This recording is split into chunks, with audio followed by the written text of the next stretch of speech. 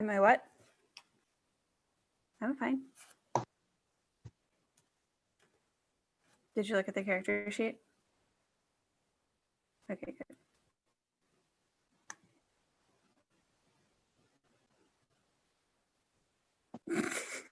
Or 10 Except is with my items. rough.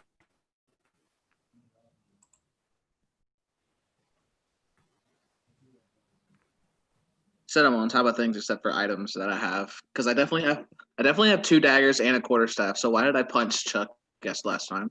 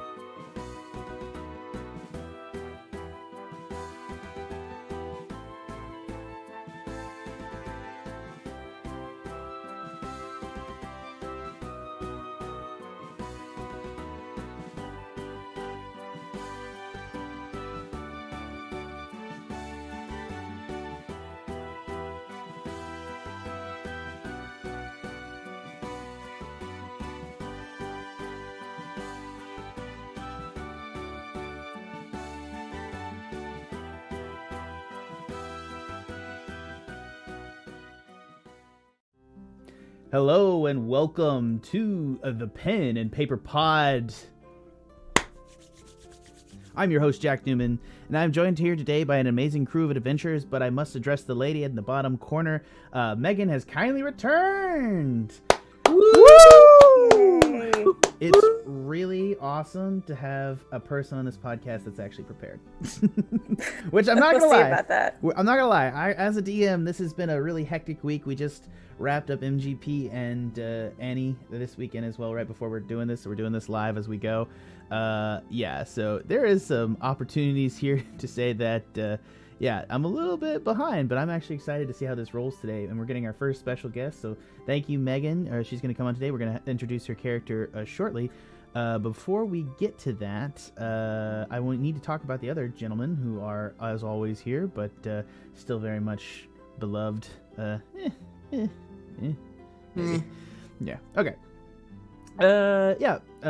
Sorry. Apologies, I lost my thing.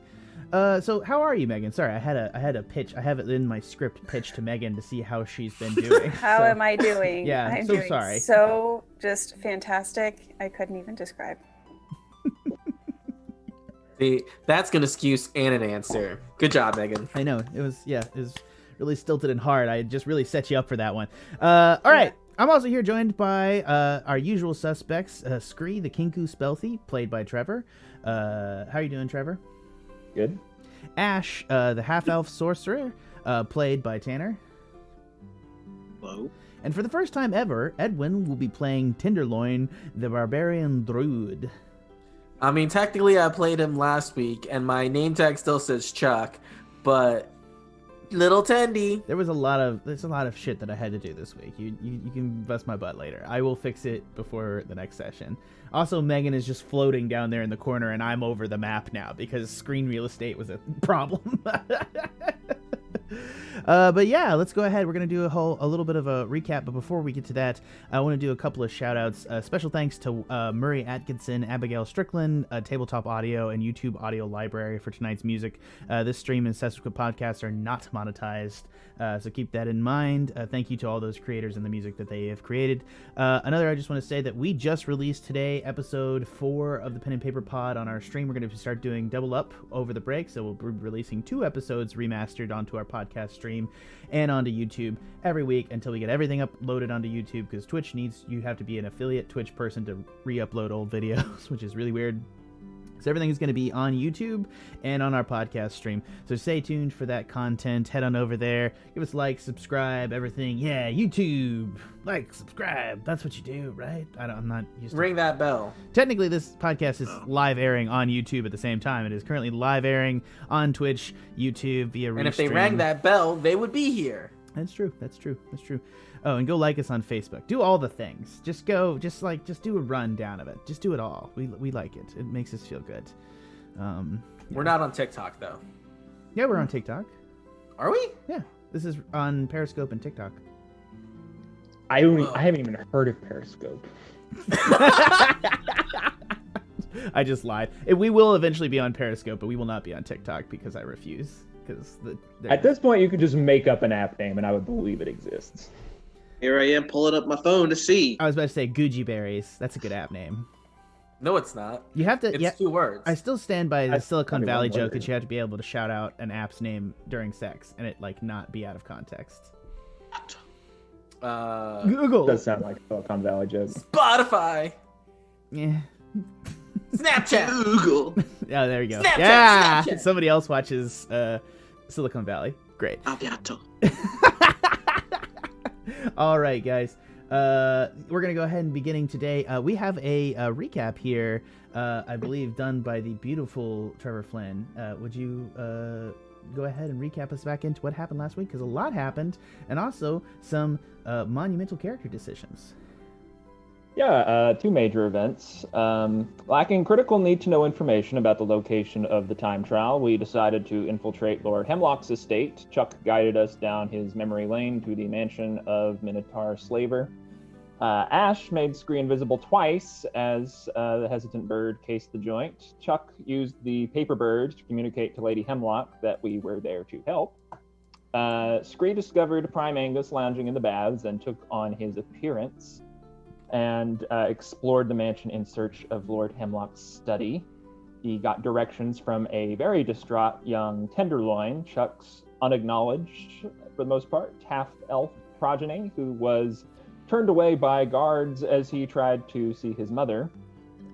Scree then intimidated the guards, gaining access to the master's suite, where he set off a death trap. Hearing his mother's screams of terror, Tenderloin broke through to aid her while Scree looted the study for a journal, 1,000 gold, and a mysterious moonblade. Young Tendy and Lady Hemlock demanded to escape with us back to the Bangarang, where Chuck began acting more strangely than usual. Lady Hemlock went to talk to Lord Venom about finding work on the Bangarang. Chuck received a psychic command from 3-Eye to pierce Tendy with the moonblade forged from the shard. He didn't of say pierce. I didn't word it like that. Just like cut him. Yeah. Please continue. He tried to brutally murder him. Okay. Penetrated him. You weren't there. Megan. And now I know what the problem with that wording was. And we found out the Moonblade is actually forged from a shard of the Time Trowel, which is why this works. We need to time travel to consume his past self and attain the buff bod he was willing to sacrifice everything for, including us. Chuck lured the party below decks with the pretense of Minotaur family secrets that led to him demanding vials of Tendy's blood and tricked Scree into giving him access to the Moonblade. And despite our attempts to subdue him, Chuck used his Mind Flayer powers against us and completed the ritual, taking some of Tendy's blood and vanishing into thin air.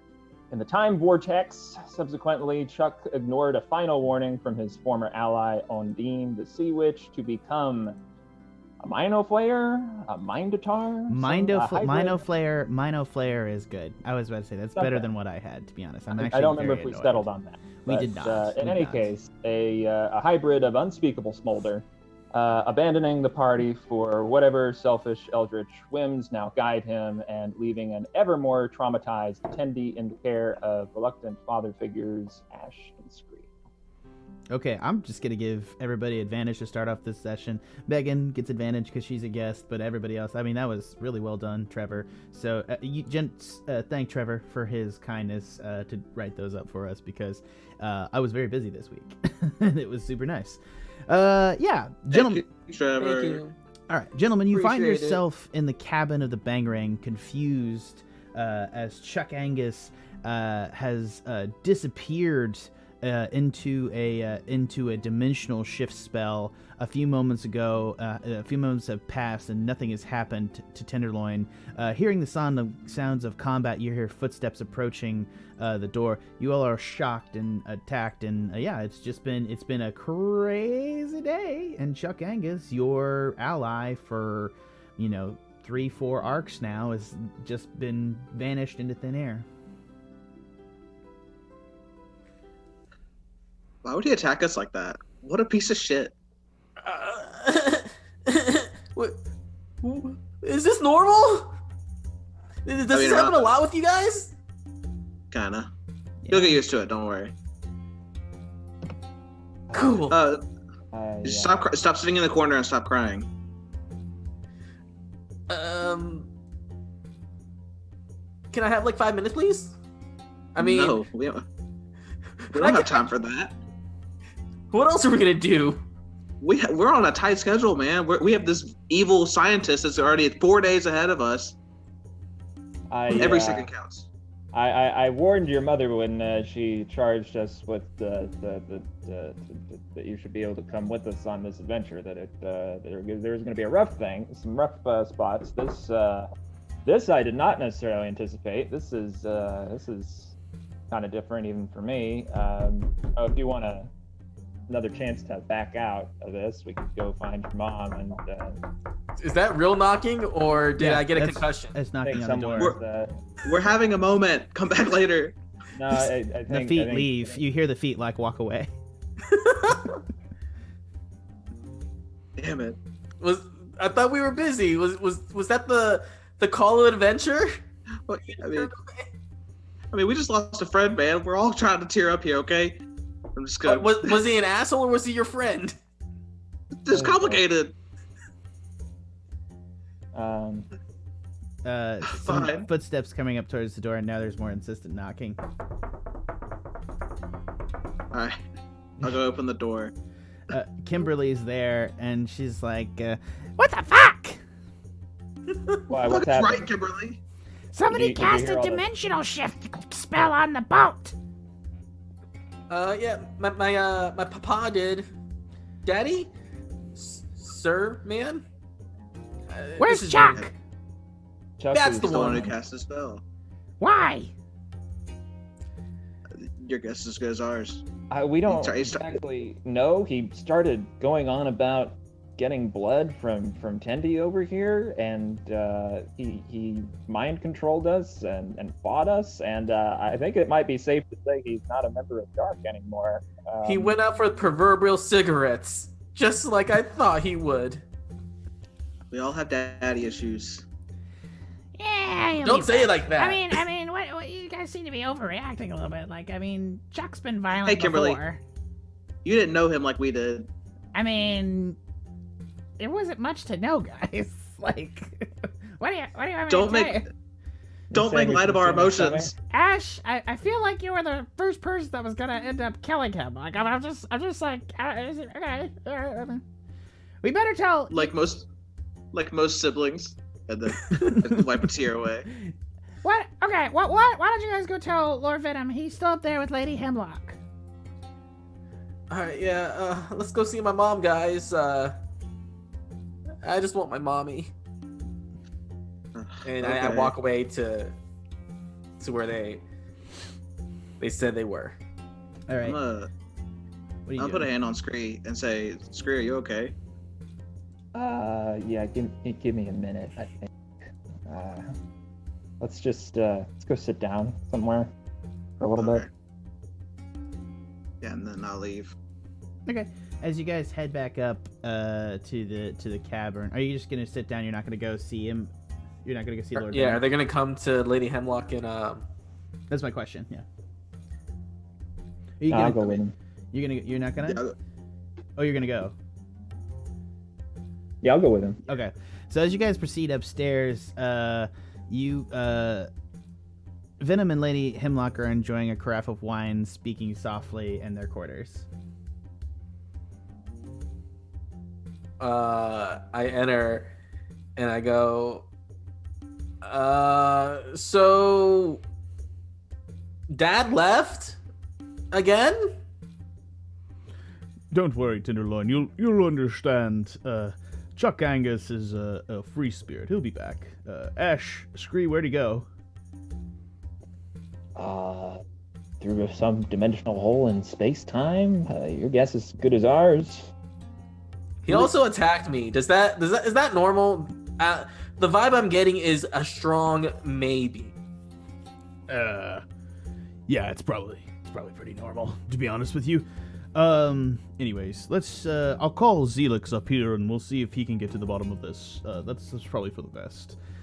He should be able to find Ashe in space in time if we need it. He has a Ashe connection. is right here. I'm right here. No, not Ashe. Oh, so sorry. Whichever one of you, you know what I mean. Did he just confuse you all? Chuck. That's With his a name. mind flayer. That's his name. Yeah. Yes. All you mortals look kind of similar to me. Welcome to Dark, squid. buddy. I told you this was not going to be a walk in the park. It's call Zelix, and after a couple minutes, Kimberly returns with Zelix. Yes, Lord Venom. What is it?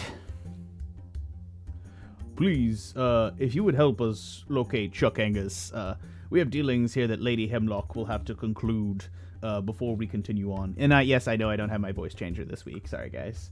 But we're gonna freeball this. I have not been able to locate Chuck Angus, and anywhere in time and space. It's as if he's been cut off from the mind brain. I sensed another presence in him only shortly before he disappeared. Interesting. So is he even Chuck Angus anymore? I guess it's hard to say. there is other forces at play that are affecting him. I think it's safe to say it's still him, but he may be influenced by outside sources.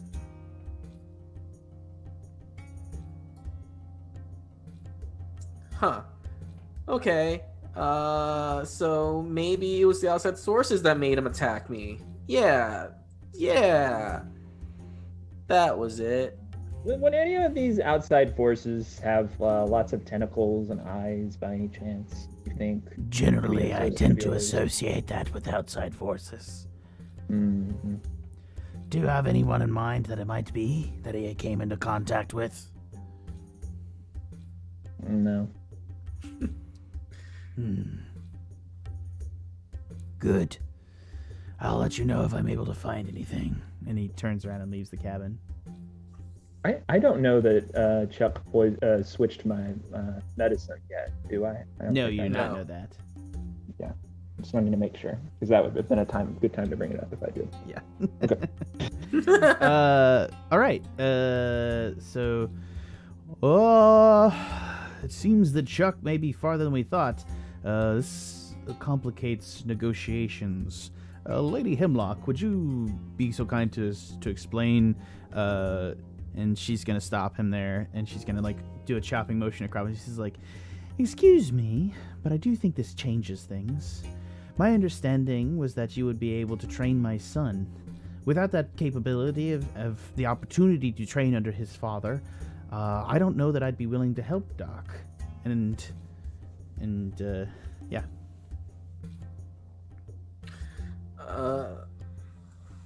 No, hold on. I don't know any much about training. I look at Tendy and I don't know much about training Tendy in the ways of a Minotaur. But if you want to train him as a member of Dark to actually be able to function in society like we do, I look to Scree and then we can help that. I mean, we can definitely tell him what kind of Minotaur not to be after all this. So I would still be leading through my father's example by having people who were close to him tell me how to act by not acting. This makes sense. Yeah, I think that's cool, Mom. I think that's cool. Lady Hemlock, I must say, Scree is one of the most accomplished spell thieves to ever live, escaping one of the most dangerous prisons in the world and destroying the entire place just for shits and giggles.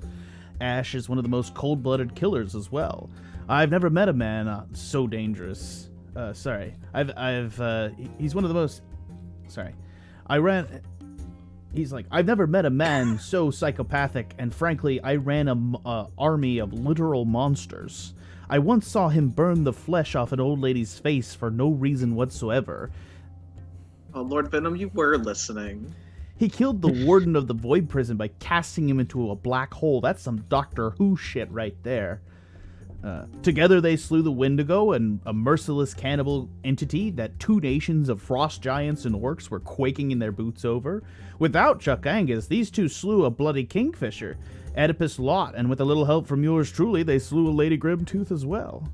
They stole into a Maxim security casino and made off with untold riches. Scree murdered the Bat Vigilante in Keeper City. Speaking of Keeper City, it's rumored that these two literally killed all 3 million inhabitants by summoning a firestorm from the sky.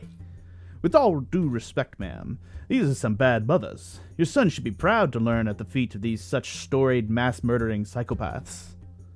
And why are we teachers all of a sudden? I think we need to be clued a little bit more into these negotiations. What is Lady Hemlock offering Dark that we need so badly as to have this guy trailing around with us? She is offering funding on the basis of connection to her family.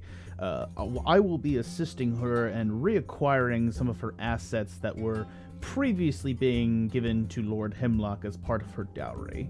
And on agreement that we will protect her and her son and train her son, we will be protecting them, as well as, she's agreed to give half of the existing dowry account to our finances. Well, something's got to keep the anti-mind juice flowing, right? My thoughts exactly. It is quite generous. Mom, does it mean you're finally getting that divorce you always wanted? I can't say for sure. I don't think anything legally binding would stop your stepfather, but at the same time, I don't think we call him stepfather. Let's call him the asshole. That's what we'll do. I like that. Yeah, that asshole. That asshole. Yes, that's great. I like that. It pleases me to see you call them that. Anyways, I yes. always call him that. Yes, he was. Anyways, I think the important thing is that we be on our way. Otherwise, if Lord Hemlock is to realize that I have assets that might allow me to reacquire my dowry, it could be an issue for us. Yes, indeed. I must take Lady Hemlock in our airship henceforth, and I must deposit you three here to head on your way. Are you ready to begin your mission to the sundial? Oh, we're going to the cast sundial? first. What's up? Yes, Tendy, we're going to the sundial. Cool. So you're in, kid? I don't see what my other option is right now. All right. I guess Well, we have our Lord new Hemlock. Minotaur. half Minotaur. Yeah. Well, maybe in time you'll come to be more of a Minotaur than your father ever was. Thank you. But before we go, Lord Venom, we need that cask because we need it to power our vehicle to get to the sundial. Let's just. Or sorry, our atomic mobile. That's a dumb name. You should think of something else. Here, yes, it's on the front deck. I had Kimberly prepare some packaging for it.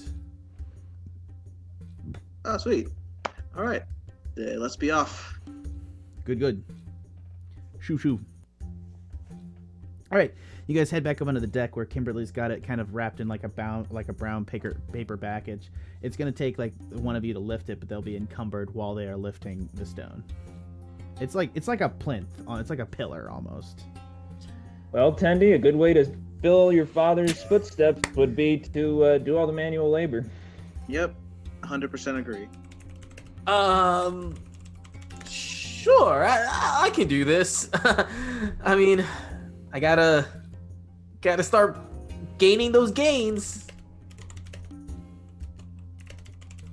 And I Well, guess hop- I'll go to lift it.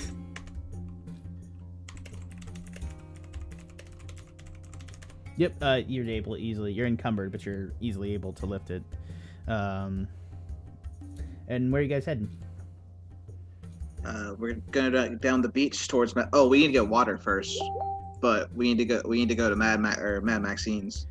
If you go to Mad Maxine's, you might be able to probably set it up and drive the car there to get water, because Sweet. it's gonna be like a. Also, if we're gonna make Tendy carry all the water, he's got to put down the cask first. So That's a good point. I two know I'm Mad the new Max- guy, but do we really want to show off a cool automatic thingamaboober,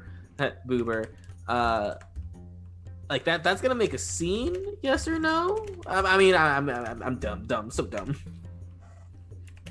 Well, part of Mad Maxine's deal was that she wanted everyone to know that this was her creation. Oh, of course. it's the sponsored vehicle. So yeah, get on board. Okay. All right, everybody progresses towards the far side of town. Let me just look at this real quick. You guys know anything? What's everybody's passive perception? Oh, terrible. 9. Well, 18 on Scree. Nice. Okay. All right. Yeah, you guys continue on. You make it way down the way towards Mad Maxine on the beach.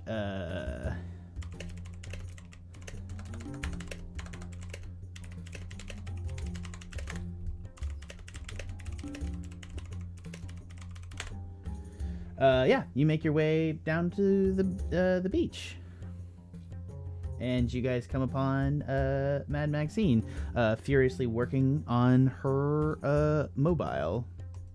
Get the picture of it. Hold on. Yeah. All right, as we approach, I'm just gonna yell out, "Hey, Mad Maxine, we got your present." You know, you can just call me Maxine, right? No.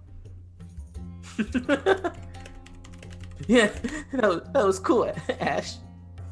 That first lesson, do what you want, but only listen to me and Scree. All right. The agreed upon terms is the power source for this engine. You got the Sky Stones, and also I need that 1,000 gold. Sky Stones. We got something a lot better than Sky Stones. Hand it over, Tindy. I plop it down in front of her. And... It's some dark monstrous shit. What the fuck is this? I'm so excited to strap it into this machine that's untested. Aren't these guys the coolest? I know, it's probably gonna get us all killed, but it's gonna be great in a fiery explosion when it happens. I never thought I wouldn't die alone. One more thing, payment. Oh yeah, the matter of what was it? 200 gold? 1,000, bitch. Give me the money.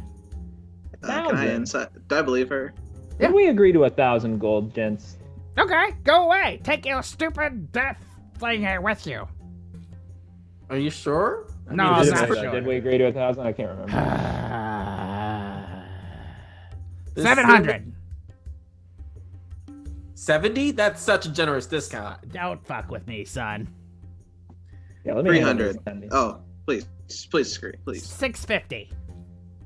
600? How about 666? Done. That's. I like that. I like that. Well done. Let me see it. I think I just went up, actually. You did. I see. You make them agree by giving them more. Okay. All right, strap it in, Maxine. All right. Give me the gold. 666 gold.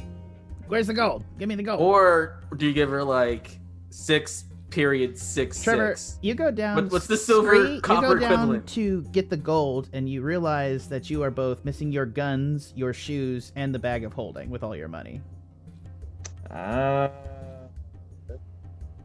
This is... Give her the God money, damn Scree. you, Chuck Angus! I shout. What did that do? Yeah, where's the money? It's not here. You had Well, it. Scree! What's up? You remember me? Because I sure as heck if I remember you. A Kenku runs across the beach towards you, holding all your shit. Got all of this stuff. It's your shit! I got it from you! You remember when we used to do this? Yeah. Growing up, trying to master the tricks of thievery growing up was my favorite pastime. For this specific reason, I think. Yeah. What was it? Go ahead and describe your characters, Megan. It's Drip, you fool. So, Drip? yeah. Nice. Drip. Respect the drip. Drip is a Kenku and looks just like Scree. You can see a family resemblance, sort of. And he has like a backpack with another sack strapped to it, a pouch, lots of bags, bag kind of guy, and all of Scree's shit, including his shoes. Hey, Drip. Megan, real fast, I just want to know, describe how you went about stealing Scree's shoes. This was literally my next question. You know how you give someone like a flat tire? And then your foot comes out? Yeah. She even had an answer. That's beautiful. Wait, Scree wears shoes? Always thought he was just like bare bird-footed. It's actually a fantastic question. We're going to assume he has like bird sandals for the purposes of this. You do now. Anyways, I guess you probably want these back. You can have them. Well, thanks. That's just thanks like for not old making me bargain times. for them. Yeah. I got all I need. Exactly like old times. When did you take the shoes off my feet? Was that just now, instantaneously? Are you? I've been following you guys. Since when? I saw you throw that race. That's how I got this extra pouch and 15 whole gold pieces, you guys. That's awesome. There's only 15 gold left in it? What, was there more in your bag? You got lots of bags. Did you have some in your shoe? I don't think so. Whatever, here's your shit. I won 15 gold pieces, though. Don't be too jealous. Ashe, do you know who this other Kenku is? Never seen two of them before at once. Yeah, who are your buddies? This got a strange little trio going on here. Scree? Oh my gosh, she called us buddies. She thinks we're a trio. This is Ashe, the half elf. How do you do? Badass and trickster, and this here is young Tenderloin. We just picked him up just now, pretty much, and he's gonna come with us on a I gotta say, you are unlike anything I have ever seen before. Tenderloin. Tenderloin runs over and like grabs her hands, give her like a very happy, enthusiastic handshake. We're all friends now, right? Friends? You can call me. Do you let him do that, Megan? Or I do, but because I get like real close up in his face and look at his like face jewelry. Yeah. It's very nice. Do you want to try to steal some Is that of it? gold? I want to percept and see if it's worth my time. Yeah, I'm just gonna say out the hand. I mean, he's got some nice gold jewelry on his face. Okay, that's nice. Nice jewelry. Thanks, friend. You can call me Little Tendy. All my friends call me Little Tendy. Mostly my mom, but my mom's my friend. Okay, your mom's your friend. That's nice. White She's and enthusiastic. And this is Mad Maxine, who we were just attempting to pay until our all of our possessions disappeared. Do you not have 666 gold? Let me check again. Do I? I need to make the sign of the devil on this thing. We'll call it the beast. I gave you all your shit back. All right, so we have everything back. Okay. Yeah, I hand over the 666 gold. Is it in there? I'm asking whoever. I don't Yes, know. it's in there. Oh, it said. Oh, so the money Megan was. said it was. Yeah. Don't let me hold you back. Do your thing. What you guys doing? Oh, Can I do please, it? Trevor. If you're able to steal from Scree, I don't think you're gonna hold anyone back. I mean, should I carry everything, guys? Like, I'm carrying my weight. I'm carrying everyone's weight. I'm useful. Yeah, you have the money in the bag. After you search around, it's all jumbled in there, but you're able to get 666 gold and hand it to Maxine. Good. Now I can get on the road. Help me. Yeah, you, strapping elf thing. Put it in the back of the wagon and we're going to go ahead and get it set up. I'm pretty sure she's talking to you, Tendy. I She said said it. she said strapping. That's got to be you. You're so cool and strong. This is gross. I She also- hate it. Would you stop it? Just She also put the called damn me thing. a thing. She also called me a thing, and I'm very not much a thing. I'm the thing. Anyway, I'll help her out. Sweet Jesus fucking Christ. I go to help out. How many days is the sundial? That's 10. Oh, fuck me. Anyways, You guys have interesting group dynamics. Can I come? Please, we just need to get some extra water for you. woman on a there's some mission. around. Why are we including another person? Oh, Montana James, I totally Shut up, forgot Scree. You about love that guy. me. No, he pops out of the top hatch. Actually, he's like, "Hey, what you guys doing? We're going." Montana! Another Hey. friend. Monty, how's it going? Bad. I'm trying to get us out of town because apparently you guys are like wanted by the city guard because apparently you broke into something. Nah, that wasn't us. No, I don't know what you're talking about. Perfect. If anyone's Montana, planning on I breaking in, have it's this another other thing bird. for you. Oh yeah. Hey, I've been what's trying up? to get something in Montana's museum the whole time, and I have this really awesome thing. Can I show you? What? Yeah. What is the thing? 1 second. Let me just get it. And I pull a yo-yo out of my bag. And I start yo-yoing. Not well. Look. Look. It's tied to a string and it bounces. Oh, It's Is cool, it right? shiny? yeah. I'll give you 3 copper if you let me put it in the museum. Will you put it in the museum? Sure. Why not? I don't give a fuck. Okay. I hand it over. Sweet. Thank you. Have a copper. Got Wait, more you said 3. Kenkus. There's a lot of bird people on this mission. It's great. You said 3 copper. Oh, I did say 3 copper. Yeah. Way to not play the stereotypes. Bird people. No, I'm just sorry. That was out of line. I do what I do. That was out of line. I'm so sorry, bird person. Wow, Montana.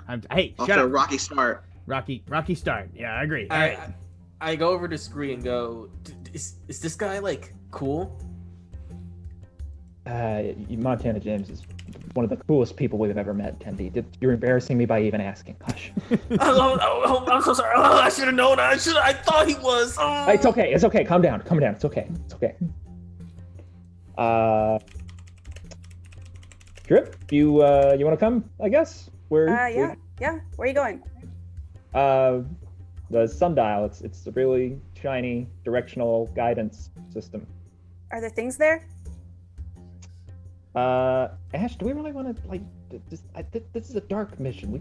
There's stuff and things there. Oh my gosh, shiny stuff things I'm in. Okay.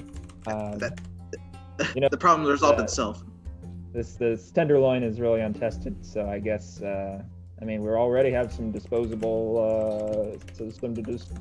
arms with help on this trip, so that was part of the plan all along. I guess we might as well take on more. It's fine with me. That's Scree, let's not refer to him as disposable until we need to dispose of him. People dispose of great stuff all the time. It's really cognitive weird. dissonance. I get it. All right. Lil Tendy's trying to remember everything, take everything in. He's so happy to be here. He's happy to be not hit on, actually physically smacked on for a little bit. It's a good day. I'm gonna help Maxine put the cast in. However I can. I'm not really too sure how it works. All right. So gone over the math here. We need 120 gallons of water. This infernal machine has roughly a ton of carrying capacity, or 2,000 pounds. 120 gallons will equal about 996 pounds of water once we get it inside. So hopefully we should have roughly, with everything else, about another 500 gallons capacity. I also need you gentlemen to go purchase a canoe, because we need a canoe. If we're going down the river and the jungle, we need a canoe. All right. Let's just drive this bad boy into town. Gold. You can get one on the market square. Money left for that, I say, as I look at Drip suspiciously. Oh, what? Go ahead and remove 666 money from the money thing. So I'm just gonna make notes. Move this money. But I never added the last bit. It's okay. Well, it's in the inventory I gave you guys. Oh, the spread. Yeah. Yes. And I'm also minusing 15 for the stuff that Drip stole. I didn't steal it. I had that. Oh, you I did? won it. Oh, cool. Cool. All right. Yeah, 6666, and then another negative 50. 50? Yeah, for the canoe. Yeah. That we're gonna buy. The canoe. And rations. Okay, rations. Sorry, maybe rations. All right, we're also. What? Go Scree, we're gonna have to. If we're gonna buy a canoe, you said we're wanted by the city guards. Wait, me and Scree can't go get a canoe. I'll get the damn canoe. Jesus, I gotta do everything for you guys. Anyways, 1, 2, 3, 4, 5, 6, we got a power source. We found this lady. 10 days. Yes, I'm saying we. 60 rations. It's another 100. Cindy makes a good point. Another 120 pounds of rations. I'll get those squared away. All right, Jesus. And how much bug spray do you guys want? We should probably take a lot. Whatever you think is best, Montana James. I trust you implicitly. Fine, I'll buy some. Just give me. Go ahead. Oh, I need my salary as well. I need 10 gold. I will hand over 10 gold. All right. To Montana. Thank you very much. I appreciate that. Now I'm gonna need I'll need the 50 gold for the canoe, and then I'm gonna need 5 silver per ration for 120 rations. It's gonna be about 120 times 5 divided by 100. I'm gonna need 6 gold for all the rations. Okay, you can have that too. Cool. Anything else? Excellent. Yeah, I'll go get all this shit. Yeah, you guys come back here. Meet you in a bit. Be among yourselves. I go. Right. That was so cool. Just living in the moment. Let's go. We Right, can't to get water. Montana, you can't get back. As you guys begin to go about it in the distance, you see that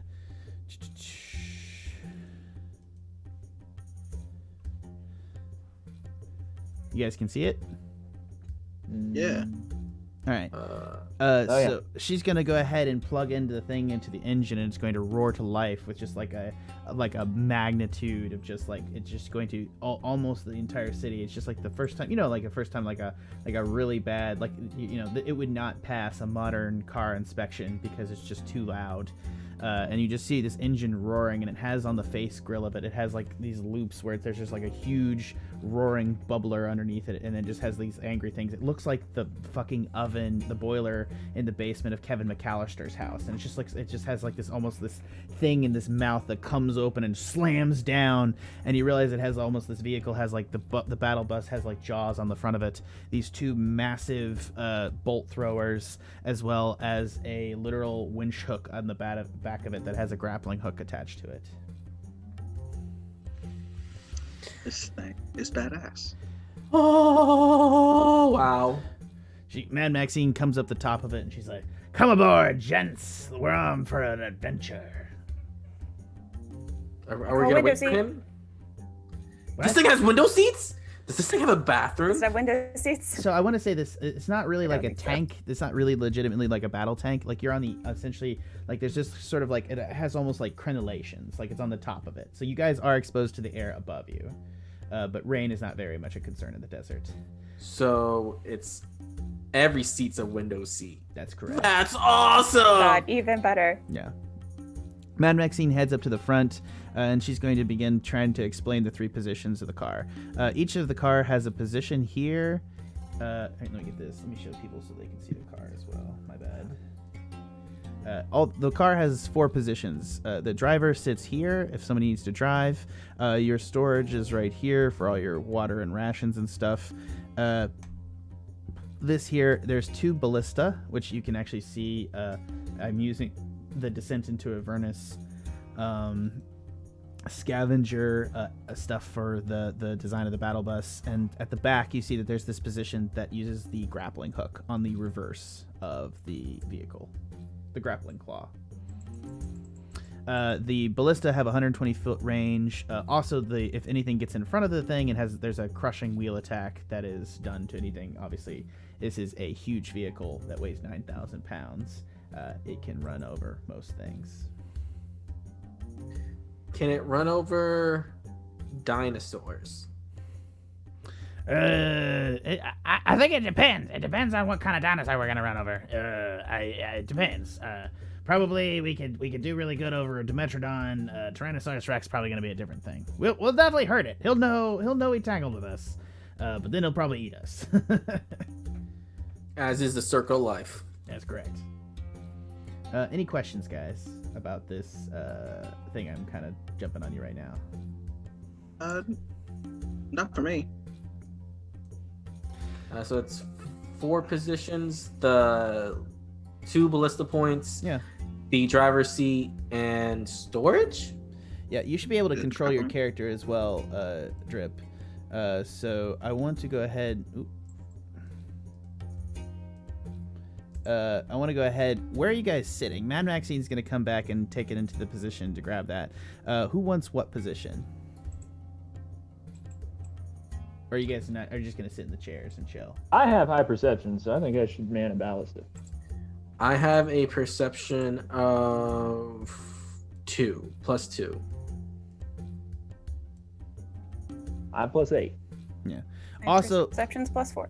there's like these up top railing things right here and here, so this is going down into the vehicle, so the driver position is at the lower part of the thing right behind the grill. This is actually like a little thing just like around the back of the chairs where you can actually get, and when you're in this you have 3/4 cover. The rest of the time when you're at the positions for the ballista you have half cover, and I believe the grappling claw person grants half cover as well if you're sitting here behind the grate. I will take the other ballista, which is basically a giant crossbow, right? Essentially, yeah. It's a quote unquote harpoon flinger. Okay. I'm gonna ask Maxine. Is there any way I can observe you steering this thing in case like we need me a second steer? Yeah, knock your driver. fucking self out. Sweet. You can attempt to study her. We'll have some rolls for that in a bit. But she's like, "Are we all aboard?" Montana James is just sitting down there. He's already napping in the chair. Yeah, he got all that shit quick. Yeah, he's got his hat on. He just like puts it over it Indy style, and he's just like leaning back in the chair. He's already asleep. Did we get the water?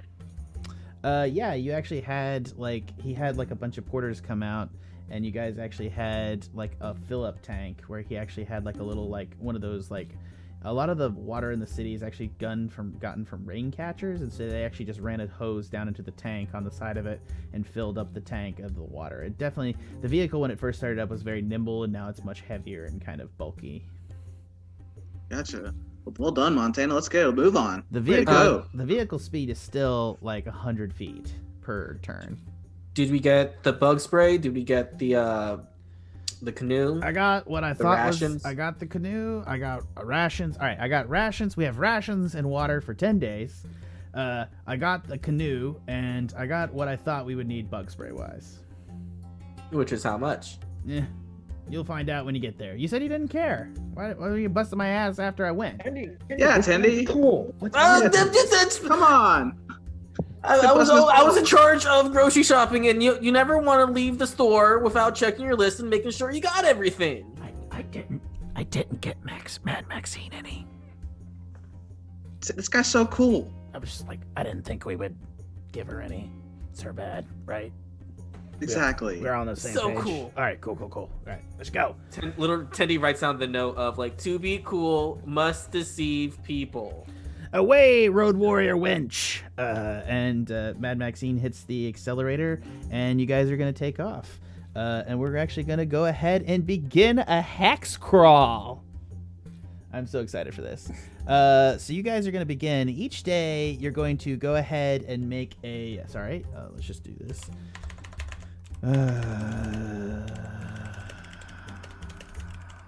You got so excited for this hex crawl, dude. I know, I did. I am very excited. I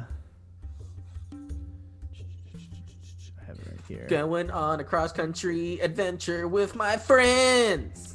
Yeah, let's change up the music.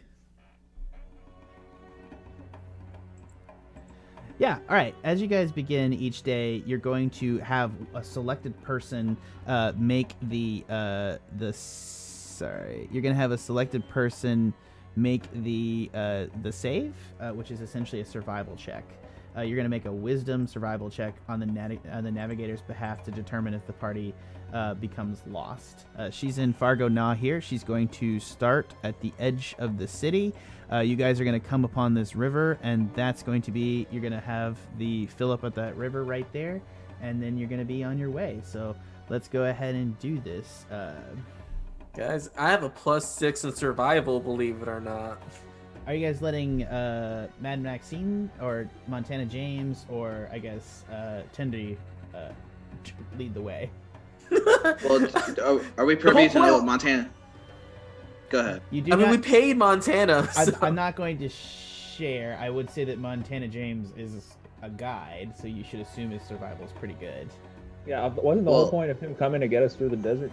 Or no, it's up the river too later, right? True, but if Tendy can learn from him and give him assistance to make him roll with advantage. That's not how this works, unfortunately, guys. You pick a navigator for each day. Hex crawls are a little bit different. Let's have Monty do it. Yeah, let's have Monty do it then. All right. So which direction did you guys want to go? So you see that you can actually see here that there's hex squares here, and you can actually head to any of these hex squares. I assume you'd want to go the most direct route across the river, just outside of Fargo Na. Mm-hmm. That's true. All right, go ahead, and I will make a. You're just gonna see a D20 because I'm not gonna tell you what Montana James's thing is, but you're asking Montana James to do the directions, correct? Mm-hmm. Yeah, we paid him. He's the guide. Okay. You're going to... Hold on. Are you going to go... So you can actually also... you're going to have to decide, do you guys want to move at a fast pace, a medium pace, or a slow pace? The idea is that if you move at a fast pace, there's a 50% chance that you might travel 2 hex squares in a day. But unfortunately, if that happens, you'll be more open to attacks and stuff like that. You won't be as aware as you travel at such a fast pace. If you travel at a medium pace, you will only move 1 square a day. And if you travel at a slow pace, you're very, very, very knowledgeable about anyone that's going to sneak up on you.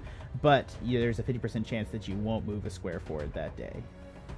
Glim Garick's 3 days ahead of us. I think we need to go fast. Yeah, I agree. Okay. Metal to the metal! All right. Here we go.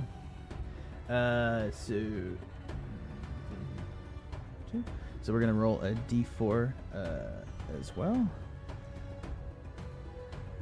And on a 1 or a 2, you're going to advance 1. On a 3 or a 4, you'll advance 2. So you're going to advance 2 squares.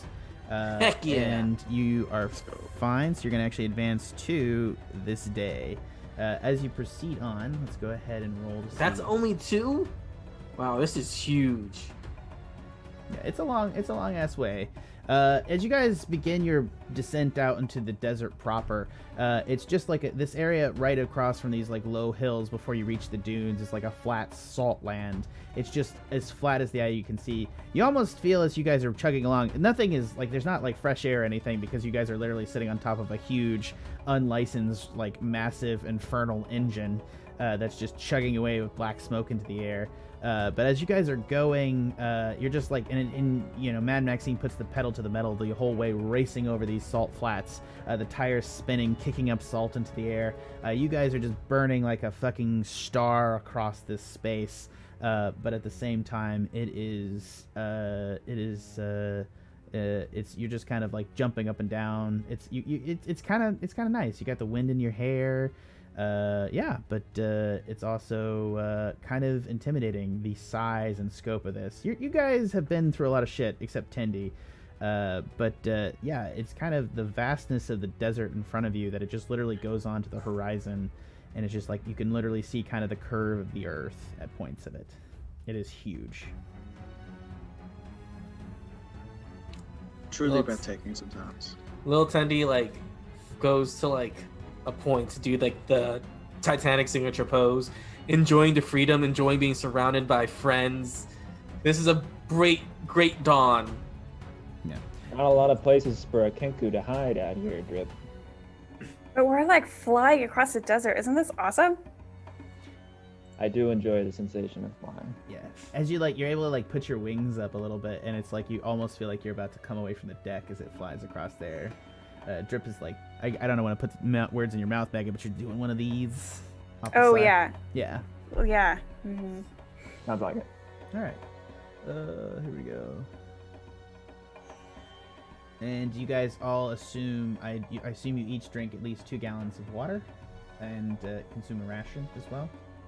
Bare minimum. Oh, yeah. Okay, that's good. Also, yes. And now we're gonna roll.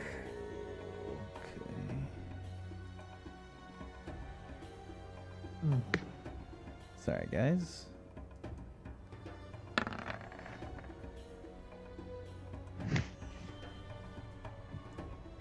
Okay. Use some actual rations here pretty soon. Oh, what time is it? It's 8 o'clock. Perfect. So, yeah.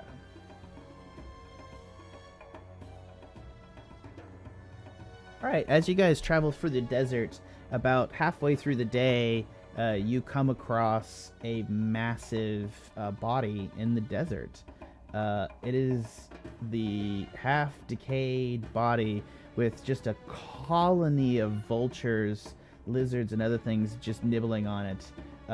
It looks to be an ancient blue dragon's body, just out in the middle of the desert on its back, one wing torn off to the side. Half of its head has been eaten away on one side. I run up like you do on the beach with all the seagulls and have them like fly away. So are you guys gonna go in to investigate? Lil Tendy says no, because is that like a day's worth of decay, a week's worth of decay, a month's worth of decay? What took down that sky dragon? We should just keep going. It is an ancient blue dragon, which would be like a CR 20 like or something. I don't know. It's like a CR22 or something. I'm kind of interested in it, honestly. Yeah. I mean, it's totally interesting. Yeah. Make me I don't think insight. Actually, make me a nature check, Tendy, to see if how long you think that body's been decaying. Nature check? Yes, sir. Why do I have a 0 to nature? I'm a fucking druid. It's a great question. You had to have done that, but with a 12, yeah, you can tell it's probably been there for quite some time. Dragon scales are incredibly tough. The fact that it like real rot on the inside had to have set in before creatures could even pick the scales off. So you imagine this creature must have been here for like, well over a month. I asked Montana James, don't see that every day, do you? I am shitting my pants. Why? That's an ancient blue dragon, bruh. Like, I don't even know of anything out here that could tackle that thing. It seems like a month's worth of death and decay on it. Even the purple worms, which are like gargantuan sand eater beasts that live under the desert, like even they couldn't have tackled that thing. Sounds like we should keep the fuck going and get the fuck out of here. Well, I mean, it might be, its teeth might be valuable, its scales could be used in armor. It's a valuable find. I'm just very concerned about what the fuck killed it. Also, what the fuck could be eating it? That's a lot of meat. There's a lot of predators. Maybe it died of old age. I Yeah. like the positive outlook. Yeah. Sure, it's the most comforting thing I've heard. Fuck. If it only is about dead for about a month, I don't think its wing would have been ripped off like that due to old age. It's a less comforting observation. Well, what do you get? Okay, let's keep going on Since now. a dragon's wing membrane has the same tensile strength as mithril. That does sound expensive and useful. Yeah, I kind of want a tooth, but I think it is safer to keep going. All right, you hit him, Maxine. Charge forward.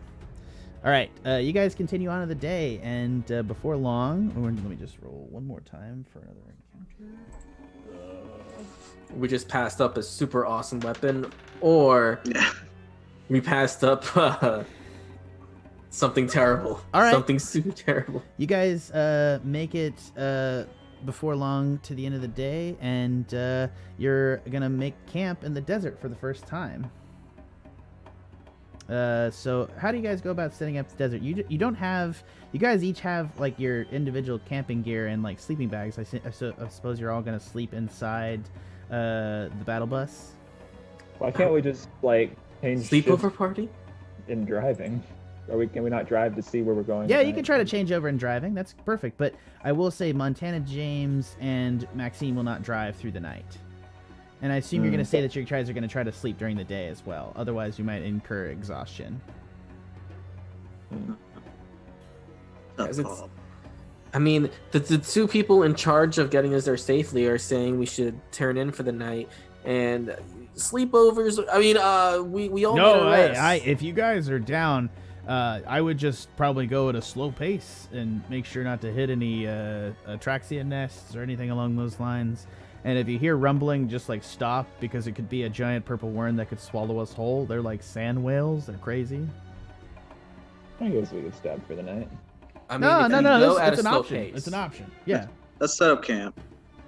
But are you chicken, Ashe? Ashe is not Montana- chicken. Montana, we're paying you, so I don't like your tone.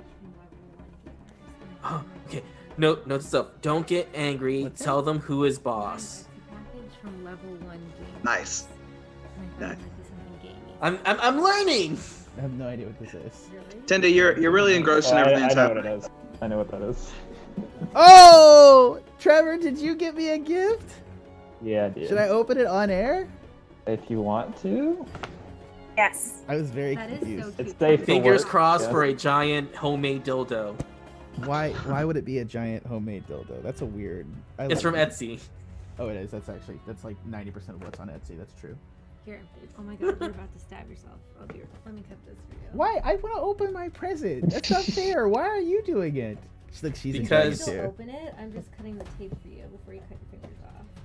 Okay, she's gonna cut the tape because I'm a baby apparently. Well, the suspense is killing me. She's not blowing out your Thank you, Kaka. candles. She's just making sure that the wax doesn't can you hit. actually get me a candle up there? Okay. I wanna have my cactus blossom from my desert themed D&D campaign. It's my cactus blossom candle. You're adorable, man. I know. I'm like a baby. She's actually getting it now. I feel terrible. Oh my god, what is this? Merry Christmas, DM! Oh my god! Oh, I love you guys. Flares squeals got a of joy. flame mug. Oh my god, that's so cute! Hold it up to the camera. Here, you gotta like actually hold it for the That camera. is so cute. You're so cute. I really appreciate you so much, man. That is dope. Okay. Trevor's gonna get some lucky rolls now, right? Yeah, no, it's totally. You can bribe I me. mean, that at least counts for inspiration. I'm right? completely. I didn't already have totally it. fucking bribeable. That's just a fact. Y'all know that.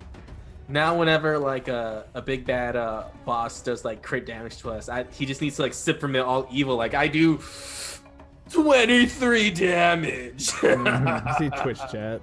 It's nothing. It's Megan's not here today. Making it happen. I love you so much, Megan. But no, I really appreciate that. That's really good. I'm gonna get coffee at the halftime, and I'm gonna put it in my Flares Gonna Flay mug right after I wash it because there's all this detritus from the packaging, and I'm so excited, but I want to drink out of it right now. But let me wash it first. I didn't have a D&D mug, so... I love you so much. I love you guys so much. Well, it's actually... Oh, thank you, Ed. I appreciate it. No, it's not. Go. We are splitting our viewership because we have at least like a couple of viewers on each of our things, and it's actually funny. Just our top viewership is actually on Facebook for some reason. Probably because people who watch care about us and are friends in our family, which means that the closest platform that we have on them that we share is Facebook, which makes it easier. Because if you don't already go on Twitch for like Twitch things. purposes, like Yeah, it's a harder like sell. I watch all my D&D podcasts like on YouTube, so I completely agree. Okay, so you guys are gonna camp out for the middle of the night, correct? Are you gonna set a watch? What is the plan? How are you gonna let me know how you're gonna set this up? Tendy goes to like put all our sleeping bags like in a circle. God, that music sounds so much like the cut from the Bluth family. What is that? Whenever they go to the Middle East, I don't know.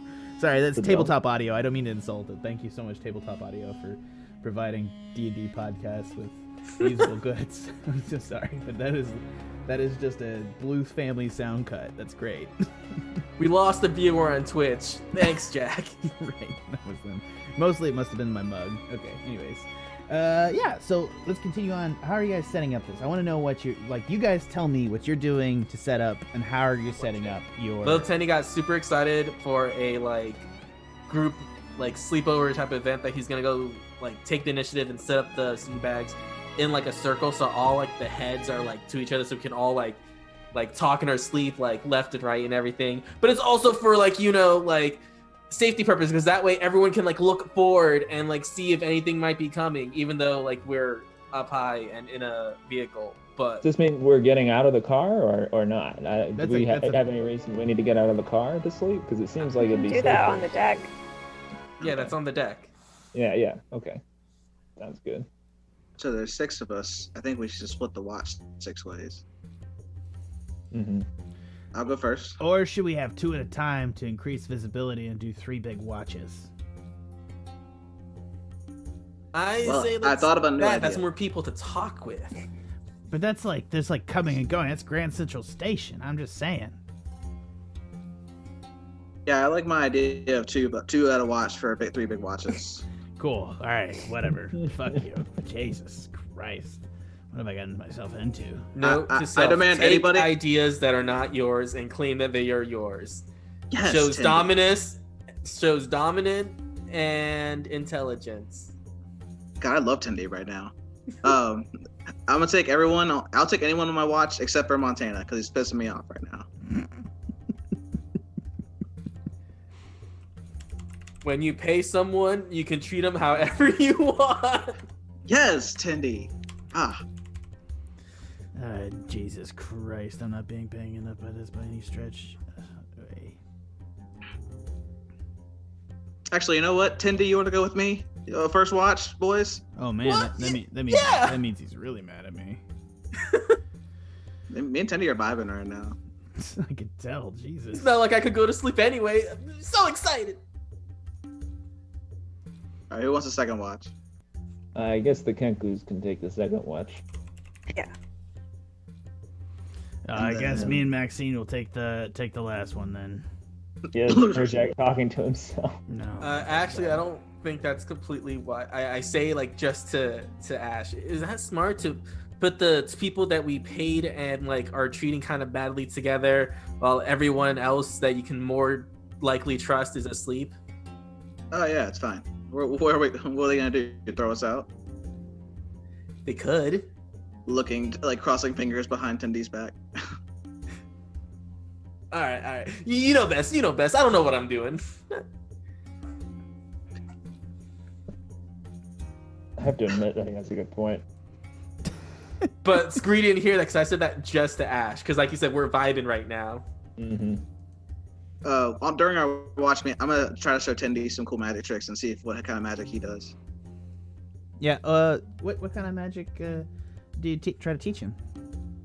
I don't teach him anything. I just show him what I could do, and then we'll see what he can do. It's a little. I'll show you mine if you show me yours. Wow. I mean, just like the sleepovers in Mom's manga books. oh. Can we establish that Lady Hemlock like reads like a ton of manga? I'm just down for that. I'm just saying. I mean, we established that she has a gift suit, so I kind of assumed it'd go like hand in hand. God, did that happen last time? She has a gimp suit. I thought maybe that wasn't on. Oh yeah, we did. No, we did the Legend of the Minotaur, which is that the lady made the Minotaur by like making herself a gift suit of a bull, and then like being with a bull, and then that's how the Minotaur was born. So yes, that was how I was conceived. We did do that. Yes, she does have a Minotaur gift suit. We said that. Oh, what is wrong with me? Alcohol. It's amazing because I drank too much this weekend, so I'm very sober for this, and I'm just looking at myself, just like, what's your life, Jack? Come on, like, Megan. I think it's also because Megan showed up, and now I'm like just sort of embarrassed for myself. Like I'm just like other people Megan coming looking here. at us like, I leave you guys alone for one campaign. My mom also liked the link on Facebook, and I'm just like, fuck. Hi, Mama Newman. No, she's not watching. She can't get Twitch to work.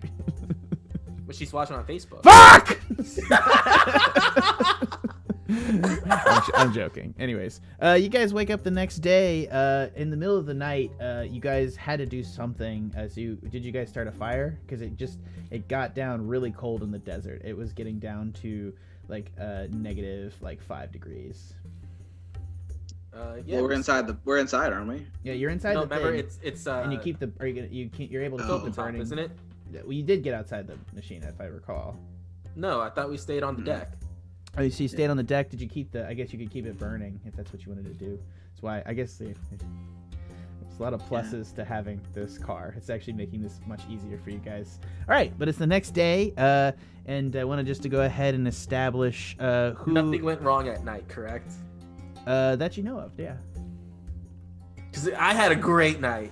What did Drip and Scree do during their shift? I want to say that since I'm not the most skillful sleight of hand when it comes to thievery, I asked Drip to teach me how the fuck pulled that off earlier. Yeah, sure. So I have a deck of cards. I show him some sleight of hand of decks of cards. I also have like one of those Chinese finger traps. Whip that bad boy out so you can figure out how to get out of that and make you a little more nimble.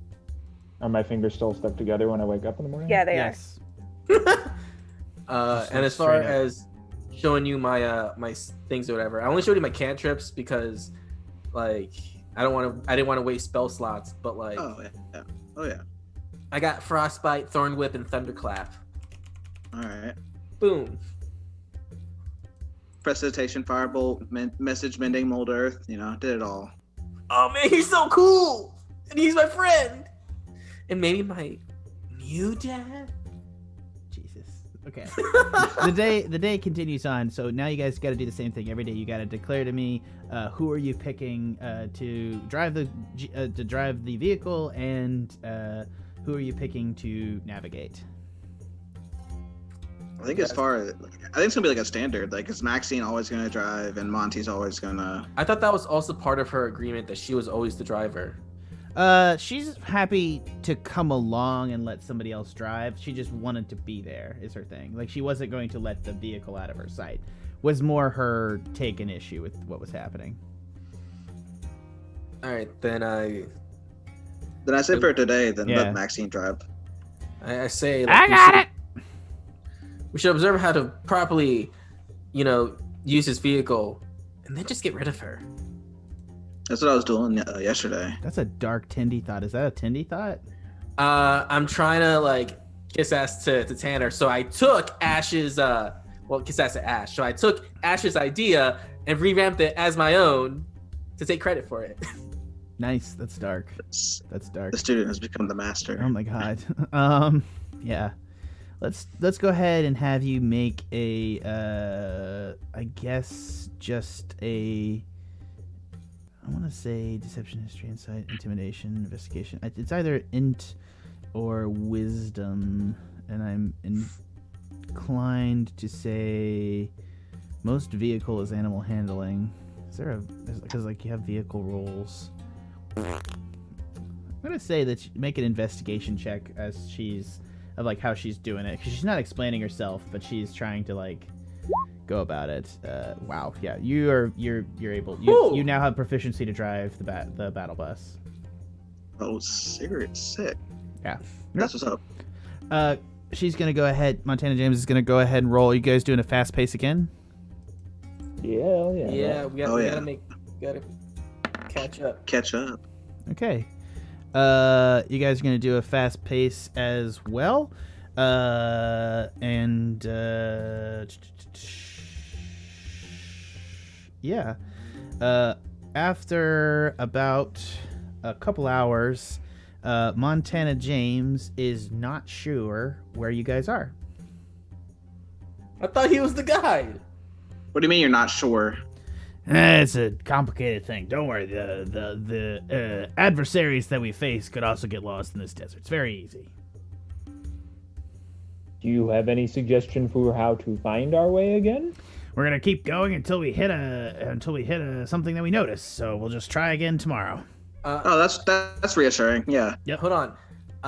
Did we establish earlier that Tendy would know the way to get to the sundial? Because that's still where we're going, look, right? I need to explain this to you. Tindy, it's not about you just know it and can do it every time. Tindy's going to make the same rolls and can get lost as well. You're in a vast open desert. I want to make that clear. It's a hex crawl. The rules, you can't cheat the rules. You know what I mean? There are no rules. Got it. Okay. Hex crawl, baby. Anyways. Glad to be back, Megan. Huh? Glad to be back. For sure. After about, you guys do after about midday, you guys come upon you see in the distance following you a puffy cloud of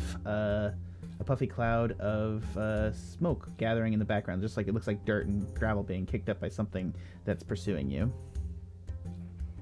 Should we shoot it with the you can't really ballistas? see it. It's literally over the edge. It's just distance, and it's just the mirage effect means that you really can't see what it is with your naked eyes. I'm gonna ask Montana, what could that be? Is that a creature or humanoids? Most likely it's desert raiders, probably lizard folk, if I had to guess. We're riding giant lizards. So we should avoid them. Yeah, it'd be very hard for them to catch us. Their lizards probably run about... they could dash probably to 120, but if we put the pedal to the metal, I doubt they'll catch up to us. All right, as long as we don't get lost again, right? Or break down. Are we found yet? I don't think we are. We're even found yet. You roll the survival each day, so you're just lost for that day, essentially. Like, you don't get to re-lost it. You get a survival roll once a day, essentially. And that's of course, like, you guys get more and more lost. Like, he thinks he found it, does it. It's like, this is like a day thing where you're like, he's like, oh, I know where I am now, and he's like, no, I don't. But the final essential thing at the tally at the end of the day is he has no fucking idea where you are. When you guys are asked to set up camp again. I guess we stay on the ship, because why leave the ship? There's creatures out there that can attack you. It's very poignant, very smart thinking there, Tendi. Praise. Do you guys want to keep the same shifts or different shifts? Same shifts. I gotta get that fucking finger trap figured out. All right. The nice pack passes amicably. I assume you guys are doing kind of the same stuff. All right. Since we went through a day without like anything, I don't have to show it to you, but like, I can do cure wounds, buddy. Oh, that's cool. I can also do it, but only once. Like a day, once a week. Once forever. So I got this cool tattoo right here, and then I showed him the cure wounds tattoo. Oh, you got a tattoo? Oh my god, you guys are so cool. Did it hurt? Yeah. Kimberly, that yellow kobold that we saw earlier, she did it. And she's not very delicate. She sucks, in fact. But she does good work if it gives you a cure wounds. Yeah, whatever. And then I'll show him a level 1 spell. Gotcha. The Kenkus, what do you guys do? So, bring out the finger trap. Say, Scree, put this on Tendy's tentacles. So that his tentacles are trapped. Tendy doesn't have tentacles. You can do this. Tendy doesn't have tentacles. What does Tendy have? Tendy's just a half elf right now. What the hell? Well, then put his fingers in there. A great person. She can't tell the difference. He's not a bird. I have no idea what you are. Chuck Angus has been like 5 things, in fairness to her. Like, for fuck's sake. Chuck Angus was a Minotaur. Then he was a pure brain slug. Then he was a bad human. Then he was Chuck Angus again. Sort of. A illusionary Chuck Angus. Then became like a true, just regular mind flayer. All right, we're doing a true recap here. Anyways, let's go ahead. It's the next morning. Who do you guys want to roll survival today? No, 1 strike for Montana. Have the help still do it though. Yeah, I can do it. It's fine. What do you got? What do you guys want to? Yeah. What do you think, Scree? Yeah, might as well let him do it again. All right, let's do it. If he does it again, it looks like he might have done it again. Yeah, he did. You guys are very, very lost in the desert at this point. And I just want to say you've expended 3 of your 10 days water supply and rations with no water and food in sight. Yeah, and as you guys are coming across, you're actually going to come across a hill, which you don't remember seeing. You have no idea where you guys have actually... Like, I'm just going to put that out. You guys, last known position, you were on Salt Flats. You're now near, like, a couple of mountains. You're not sure which of the mountains on this continent you are, because you have been moving at a fast pace. If I'm not mistaken, I think you have disadvantage. No, you don't have disadvantage to the navigation. So, yeah, but you think about this, too. Each day you've been moving 2 hexes, so you've actually moved 4 hexes from this position. We don't know where. You have no idea where. Alright, I say we should kill Maxine soon. If we have 7 days worth of rations for her left, and there's 4 of us, if we kill her now, we each get an extra day's worth of ration, and 2 extra to spare. Sounds good, Tenda. You want to do it? Yeah, first kill, right? This is not my How first does how kill. does Drip react to this? Out of curiosity, or is Drip in earshot? Drip is not an earshot. Drip has just been looking over the side the whole time. Yeah, we've been getting your little groove on. Tree, or mountain, right. rock. After about, go ahead. I would say also like if he's lost 2 days in a row, do we still want him to do the 3rd day, or is it 2 strikes and you're out or 3 strikes you're out? I have a +6 in survival. Well, 2 strikes right now, and Montana's is really just worthless right now. If we kill both of them, well, no, because we need him for the canoe. His use is still useful. Let's do it one more day and see where we end up. I need to say too, you guys are gonna have to make the roll too. His plus might be better than Tendy's, but he rolled a 4 and a 5. Like that just happens. Y'all get that?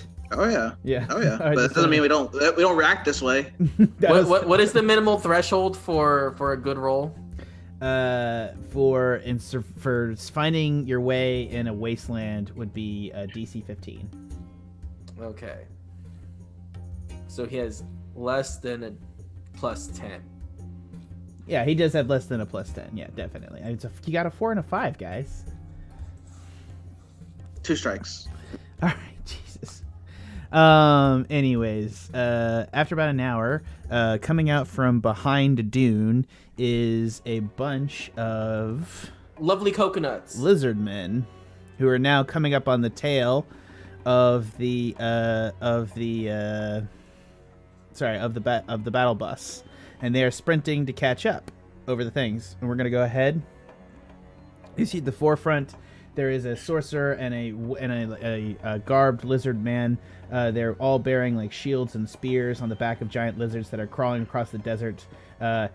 The battle wagon hits a bit of difficult terrain, which is going to slow it down enough for the lizards to catch up to you guys. We're going to go ahead and roll initiative. Can we have a break, please? Oh yeah, let's have a break and then we'll come back and roll initiative. I'm so sorry. Thank you, Trevor. You're totally right. His bladder cannot hold it anymore. I was about to say. All right, it's 8:31 right now. We're gonna come back at 8:45. So let's say 15 minutes from now. That's good. All right, and I will put it to the thing.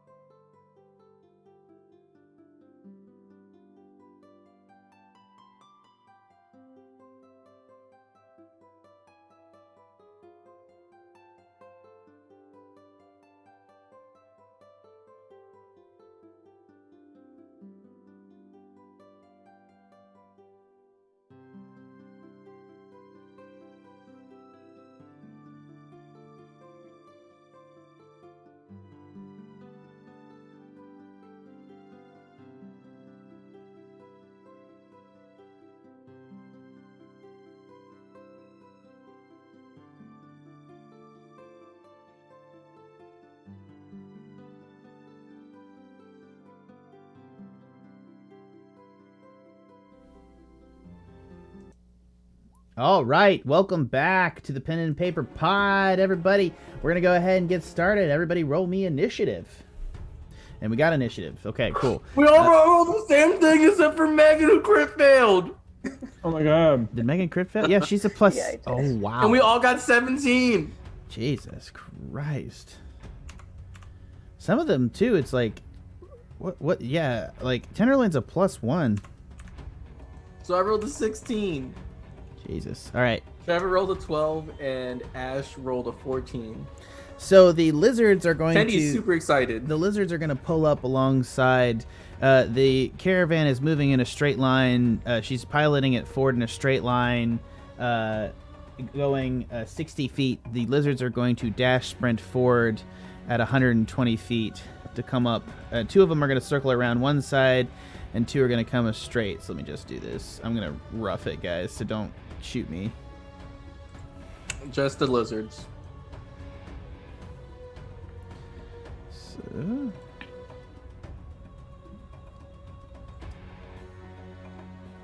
So they'll only be able to drive 60 feet. So they'll get...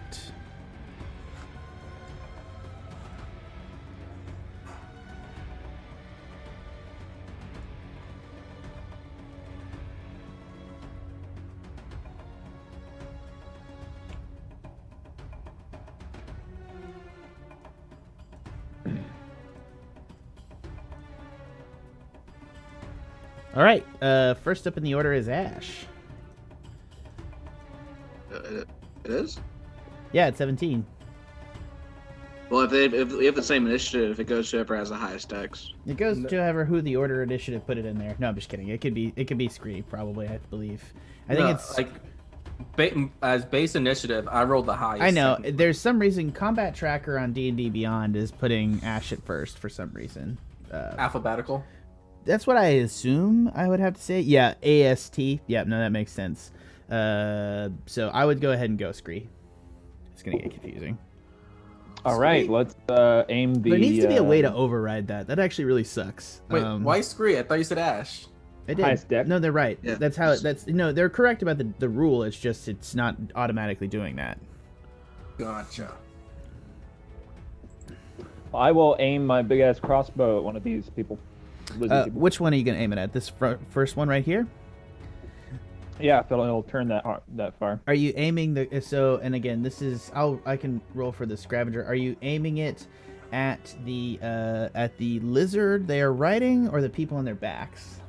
There's two lizardmen on the back. There's 2 brightly feathered, like there's these lizardmen, and they have like feathers in their caps, and they seem to have like panoply, like Greek style armor with shields and spears, and they're riding along in like a harness. And it's like the lizard's broad back is like too big, so that each of them are like on either side of the harness, like literally almost like in a foot scoop, leaning into each other, like riding along, pulling up beside the thing. So and I need to remember that my body can totally block the map. Look, here. They're in my hand. Crush. No, I'm just kidding. Okay, cool. I thought I was cool. Go ahead. It was great. Thank you, Meg. I miss you so much. I'm tiny! Honey, we shrunk the DM. You know what? I have a great idea sometime. I could like put your heads. Like, I'm on the battle too! Yeah, that's gonna be super fucking complicated if we keep using this. But anyways, I'm gonna put my head over here because it's easier. Anyways, continue. What do I need to roll for the big... So it's gonna be a +6. You're gonna use the position on your turn, and that is... Yeah, so we're gonna fire at them. Yeah, the lizard. Yep. Mount. It's going to be a 21 to hit, the first mount. Sorry,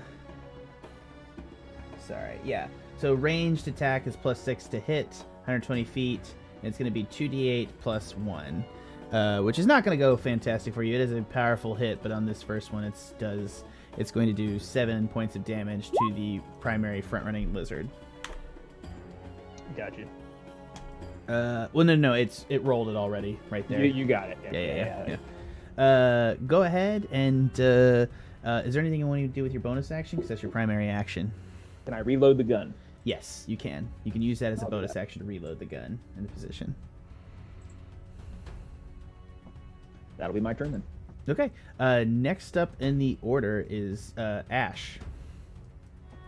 Okay. What Ashe is gonna do is gonna move 30 feet to here, and then I'm gonna just cast Fireball right centered on these guys right here. Gotcha. On the left side. Okay, go ahead. And go ahead. I'm also gonna quicken it to use it as a bonus action. Gotcha. What does the quicken effect do? Sorry, just for my edification. It just if it takes one action to cast a spell, it now takes one bonus action. Ooh, So essentially, very nice. So you still have your action. Yes. Right. Okay, it's going to be a DC 16, and a bunch of them are going to need to make the save. For the 4 lizard men on the back, they need to make a dexterity saving throw. They're going to all fail, and then the lizard is going to make a dex saving throw as well. The lizards are going to crit save. So the lizards will, I guess, take half damage. So they'll take they're going to take 15 damage. The one in the lead is going to straight up die, as it's already taken damage, and get out of the way, as its riders are pitched forward. But let's see if they survive, actually, because those two. So the lizard man A, so they're gonna take 31 damage. They failed, so each of them are going to die. So they actually die anyways. It's actually a huge explosion on this side of the cart, and the lizard men in the front thing die, and then these guys are going to. The secondary lizard man is going to survive, but it does. The lizard is going to be extremely bloodied, but the lizards on its back are going to die. Yeah. Well, that was a lot more effective than I thought it'd be. For my action, so cool. I mean, they failed like a bunch of stuff. So, for my action that I still have, I'm gonna move 30 feet to right here. I'm gonna double move essentially, and then that'll be it for me. got it.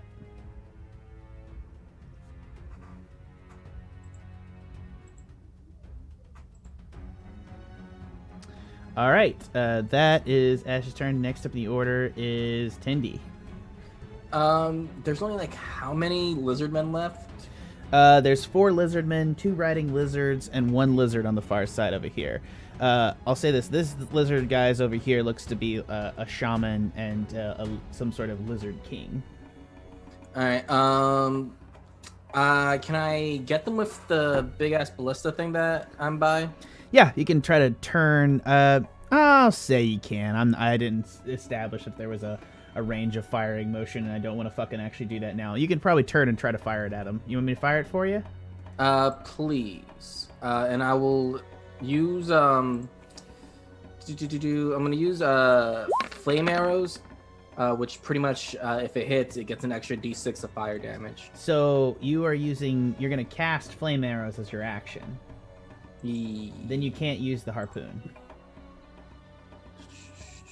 Because is the spell a bonus action? No, it is one action. Never mind then. Yeah. So I'm just assuming you fire the ballista, which is going to be 17 to hit. What are you aiming at? I'm gonna aim at the shaman. Aiming at the shaman. Okay, yeah, I think the shaman will get hit. Yeah, it's going to get hit with a 17, and you're going to do 14 points of damage.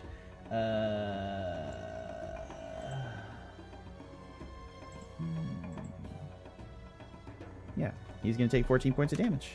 He is still up. And then my bonus action will be to reload. Nope, you reload the thing.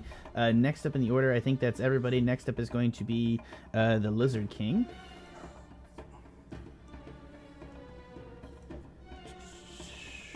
Ooh. Tendi wanted to be cool and dope, especially after seeing Ashe just like wreck stuff. But like, I have limitations. Lizard King's gonna come up right here, and he's gonna pull up. He's gonna use his thing, and he's going to jump off the creature onto the battle bus. And then he is going to toss a spear at Ashe. That's a 20 to hit. What? Okay, yeah, that'll hit. Okay, and he is going to do... Yeah, he is going to do 9 piercing damage with the first tossed attack. When he gets hit, Ash is gonna go like, oh my gosh, Scree, help me! All right. Then he's going to throw another, his second spear at Ashe as well.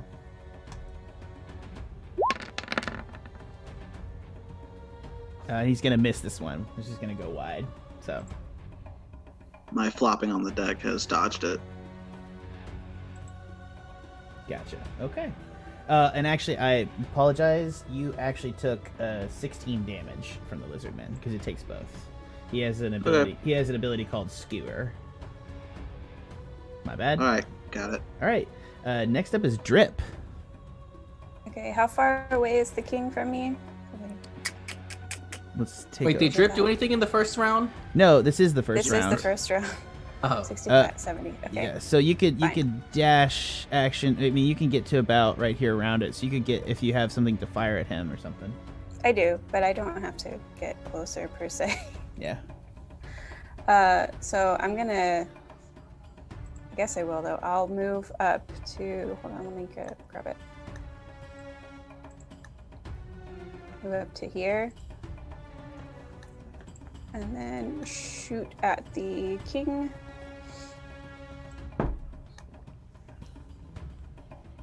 .24 will hit.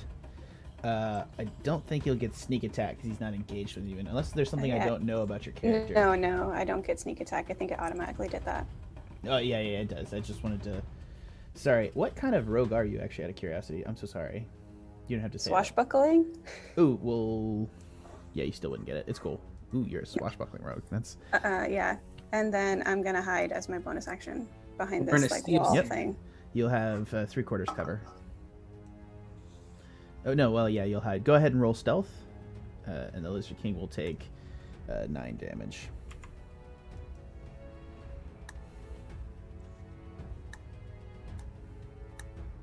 Okay, that's the turn. And the next up in the order is the other lizard. So all the other lizards are going to come up. Actually, no. Who's up first? Lizard folk shaman. Gotcha. Okay. Yeah. So the lizards are going to come around up to the back, and the 2 lizards are going to jump through the back onto this arm thing and climb over the grate into the back. And you're just going to see the other lizard is going to attack the vehicle itself with an attack. He's going to bite it, which will not hit because it's a giant metal machine. That doesn't make a lot of sense. The lizard folk shaman.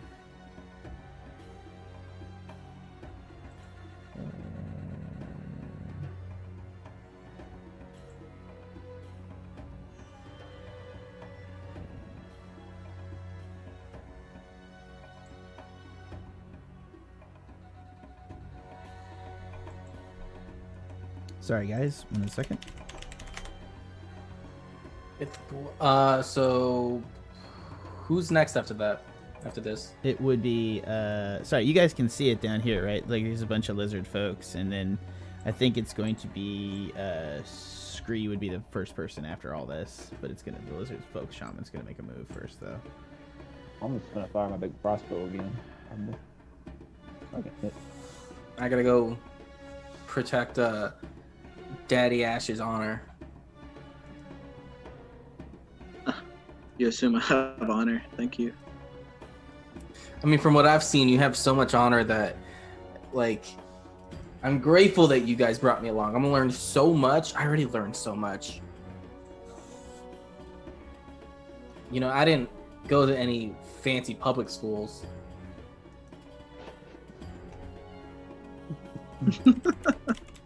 Never committing to those. I was homeschooled in the forest. Perfect. Okay. Yeah. So he's gonna do a fucking terrifying thing.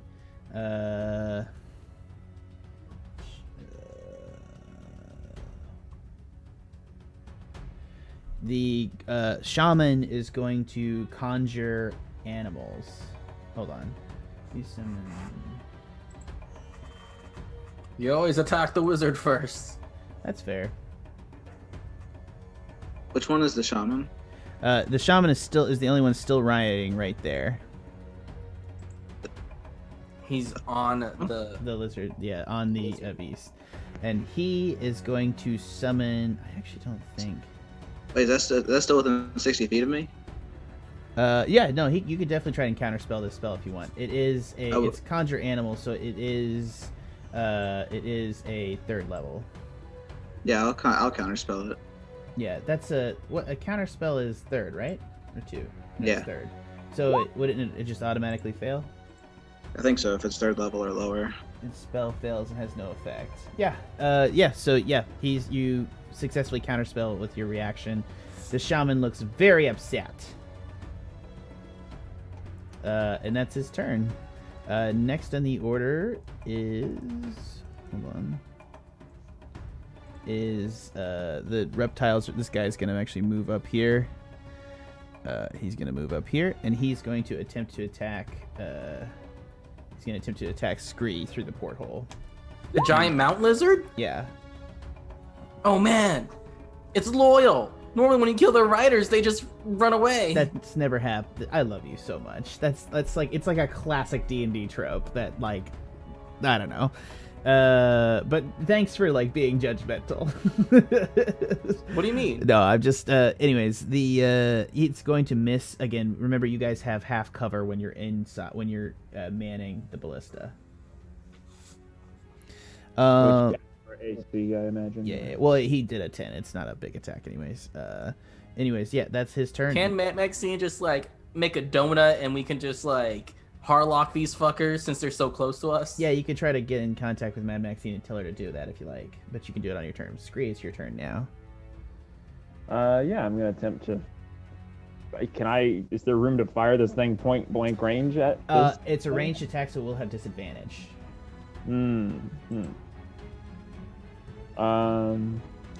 You technically are inside, so if you back up, it. But you can't back up the ballista. Yeah. How much? What's the stat? This thing hasn't been hit yet, right? The truck? No. No, the thing, the lizard. Oh, it was hit by a fireball. It's actually it's only got 4 health. Oh, okay. I will. Well, no, I can't. Can I? So is it within? Yeah, you can use your regular attack if you like. Melee weapon. Is that's the question? Yeah, you can either back up and try to hit him, or you can just stab him through the grates with your sword. Yeah, I'll attempt to stab him with, I guess, my rapier. Roll it. Yeah, and I'll boom blade it. Why boom blade? It only has 4 HP. He draws out his rapier and starts to crackle with eldritch lightning. He stabs it through the grates, and he kills the other giant lizard. Cool. So it's out. It dies, and next up in the order is Ashe. No, it's next up in the order is Ashe. Ashe is just going to shoot or twin a firebolt, hitting this guy and this guy, right here. Got it. Go ahead. Roll them. First one will hit the shaman. Not the shaman. Sorry, Okay. I mixed them up. Actually, let me go to move. This is the king. So the first one's going to hit, obviously, the Lizard King. That is going to hit for 11 damage. And the second one is going to hit... the crit happens on this dude over here. That's 18, right? Yep. Or, no, yeah, it's 18, yeah. Yeah, he is still up. All right. And and anything then else? for my movement, I'm going to retreat tactically. Tactically. Back here. That's important to notice. That it's a tactical retreat. Tendi, it's your turn. Alright, I'm gonna use the big thing to attack the shaman again. You cannot Oh, you can. Yeah, you can shoot the shaman. Are you shooting the shaman or the giant lizard? The shaman. All right, we're gonna go ahead and fire that. So here we go. I'll roll it. That will miss. The bolt shoots wide. You're having a hard time getting an angle on him. I will reload it and shout to Mad Maxine to pop a donut. Okay. She's having difficulty because we'll get to that at the top of the order, but she's having difficulty because you guys are in difficult terrain. So the lizards are a little bit faster than her right now. We'll address that in a minute, but now we're going to get to the other guys that have boarded you. So first up is the Lizard King, who's going to go ahead and advance.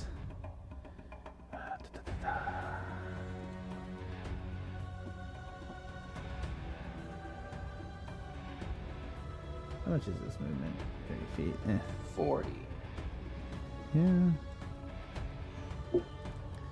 He's going to move right up to there, and he's got 4 spears. He's got 2 more to toss, and he's going to toss these 2 at Tindy. First one he's going to toss. It'd be 15 to hit Tindy, which I believe hits. Yep. Tindy, do you even have armor? And so you're going to take 16 points of damage. And then the second one will miss. Sweet. Okay. That's his turn. And next up in the order is Drip. Drip is going to tactically move over here. And as you come around the corner, you see that Montana James is still sleeping in the chair. Yeah, I came over here to like nudge him and be like, "Come on, man." Shit's Oh, what's happening? What's happening? We're being attacked. Oh, okay, cool. Yeah. Wake me up when it's over. You got anything? You're gonna die, dude. We're not gonna die. Okay, fine. Shut up. All right. Then- I'll get up. I'll do something. Jesus Christ, man. Good. The lizards in the back. Get them. Sure. Okay. And then I'm going to shoot at the king again. You cannot through that wall. Well, through the thing. Yeah. See how it's kind of a wall right there. It's Yeah. It's Well then, can I see the lizards at the back from here? not really. You'd have to move forward. Okay. Because these walls, I mean, they're kind of like low walls, but it affords them cover, I suppose, is the... Yeah. I see. Okay. You still have movement, though, right? Yeah, I did 5, 10, 15. I have 15 more movement. Yeah, 5, 10. If you get here, you can see them. Get where? Oh, there. Right Sure. there, yeah. I'll go right there. Right. All right. This is the And injured then- one on this side. I'll shoot the injured one. Ashe was here when he fireballed, which is, I guess, questionable because he could see through. So, yeah. All right, go ahead and roll.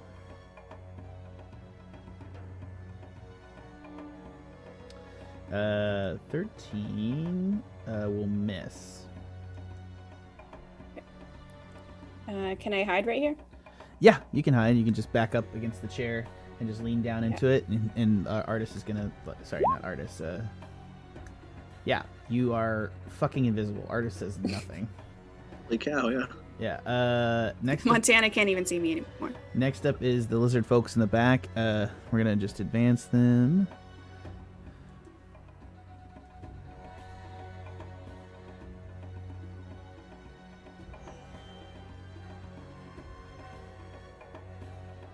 Yeah, he's gonna come up right there, and he is as well. They're gonna come around the corner, and they are both going to toss their spears at. They're gonna toss javelins at Tendi. Jesus. Miss. Miss. It's your lucky day, Tendi. That was like. Dude, how are they throwing all these javelins? They have like 4 javelins each, and they get 2 attacks. Ah! Why are you? What? A D&D monster makes 2 attacks, and Tendi's like, bitch, bitch, bitch, bitch. Sorry. Yeah. Okay. It's the shaman's turn. And he, very annoyed by what just happened, is going to cast. No, he's not going to do that yet. He's going to wait. He's actually going to offload onto the machine as well, and he is going to cast. Oh yeah.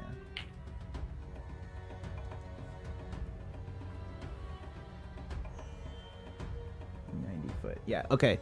He is going to cast on an area, 20-foot cone on top of Ashe and Tenderloin. He's going to cast Entangle.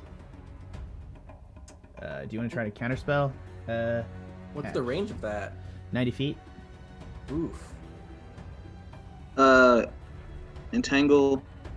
No, I won't counterspell it. Yeah, grasping weed. So essentially, grasping weeds and vine pop up in like a 20 radius, kind of centered on there. Yeah. Spreading from the floor. For the duration, these plants take the ground in the area as difficult terrain. A creature in this area, when you cast the spell, must succeed on a strength saving throw or be restrained by the entangling plants. So each of you need both. Do you intend you need to make strength saving throws? Right now? Yes. What? Bam. Ouch. Ouch. Ashe is restrained. Oh, it didn't. Ooh. Oh, there it goes. Yeah. Oh, yeah. There it goes. Well, yeah. Do we want to use our inspiration for this? I would love to use my inspiration for this. Go ahead. Same. It didn't help. It did not help either of you. Both of you are still entangled in the things. So you are now both restrained. Got it. So hold on. Yeah. A restrained creature's speed becomes 0, and it can't benefit from any bonus to its speed. Attack rolls against the creature have advantage, and the creature's attack rolls have disadvantage. The creature has disadvantage on dexterity saving throws. Okay. And yeah, that's the shaman's turn. And next up, I believe in the order, is going to be the lizards. Yeah. So this giant lizard is going to advance to here. And he's going to try to reach in and claw Tendy.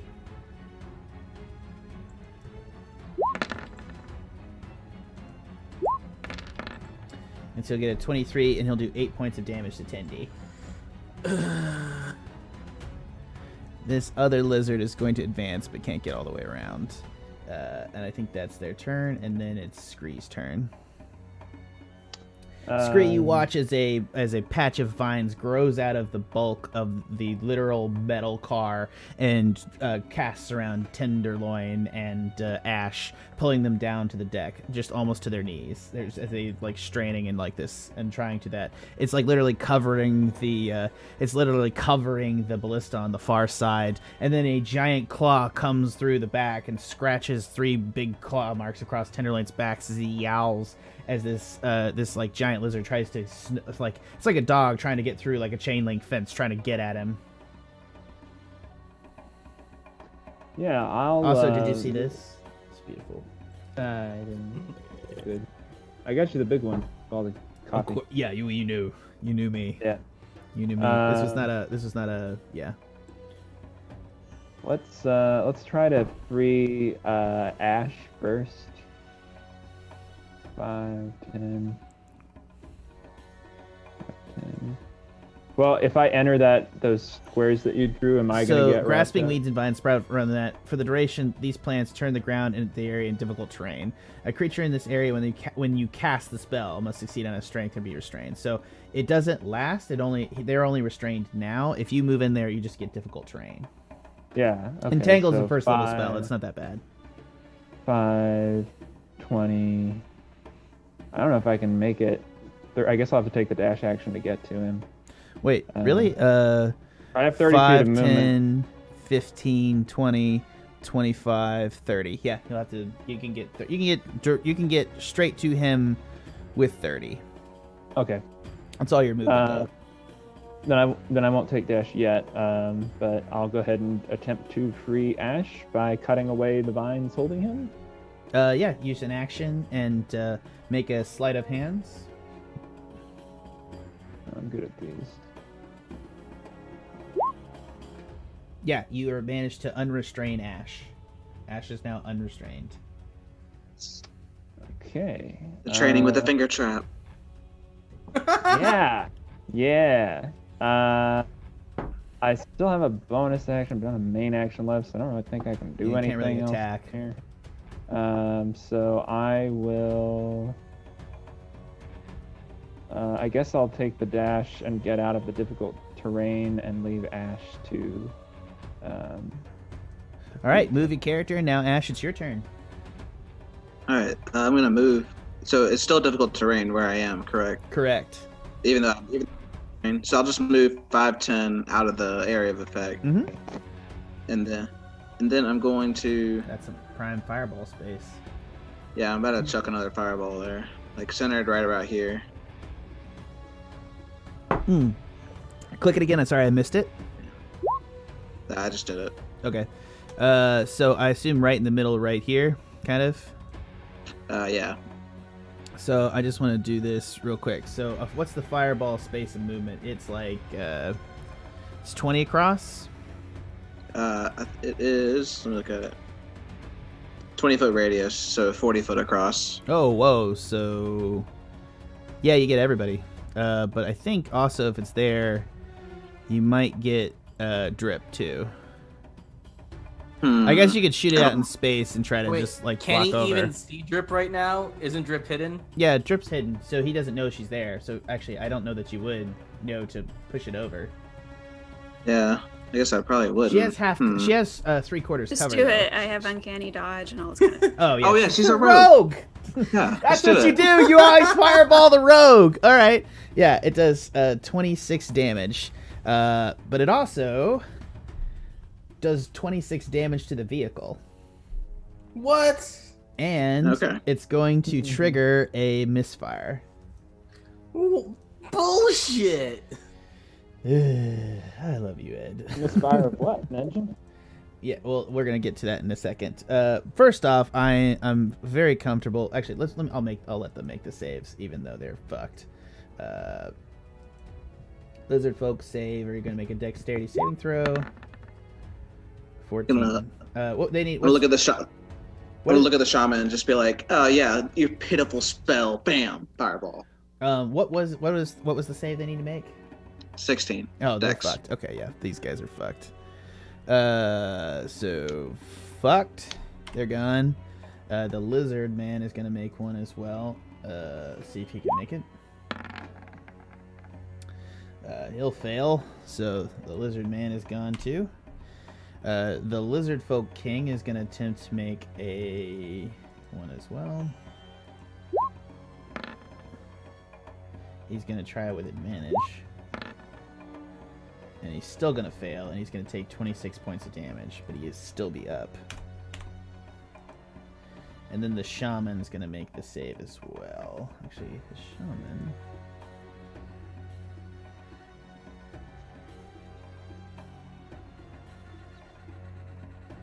Yeah, the shaman is going to try to make the save.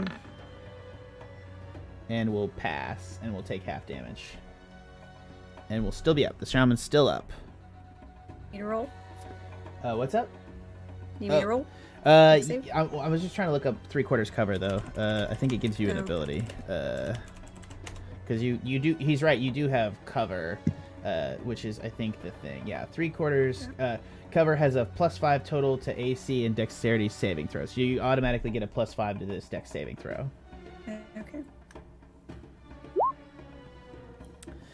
Which with +5 is going to be shit. It's still going to be yeah, 16 exactly. Oh shit. So yeah. So I take no damage because I have evasion. Yeah. So you just literally just get washed over, and like you look behind you, and like Montana Jones is just sitting on the floor like, damn. That shit was cool. Damn. All right, let's just do this. What? That'll be it for me. For my bonus action, I'm gonna convert a fourth level spell or second level spell to sorcery points. Gotcha. And we're gonna get over that in just 2 seconds as combat continues. Cause what is it?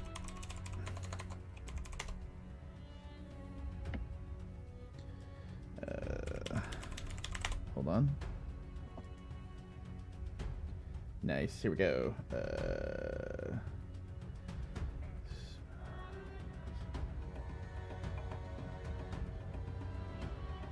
Mishap. So the mishap threshold has been this.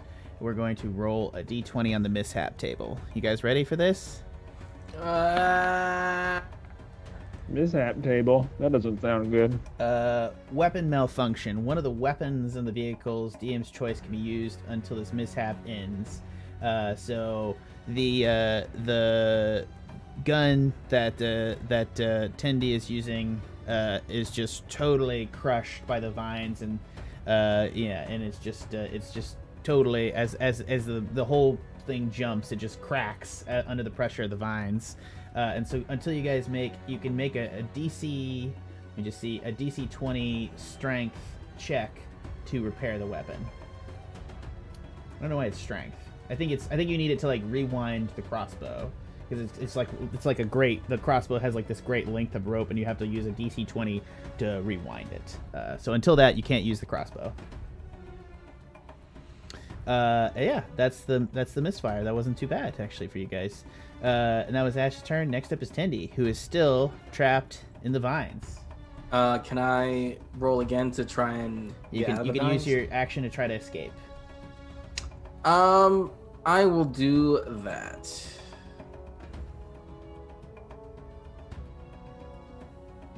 So that's a strength saving throw? Hold on, let me just look at what the strength was. I think it is. Yeah, it's a strength. You're correct. You pass. You are free of the vines. You are no longer restrained. Okay, and I move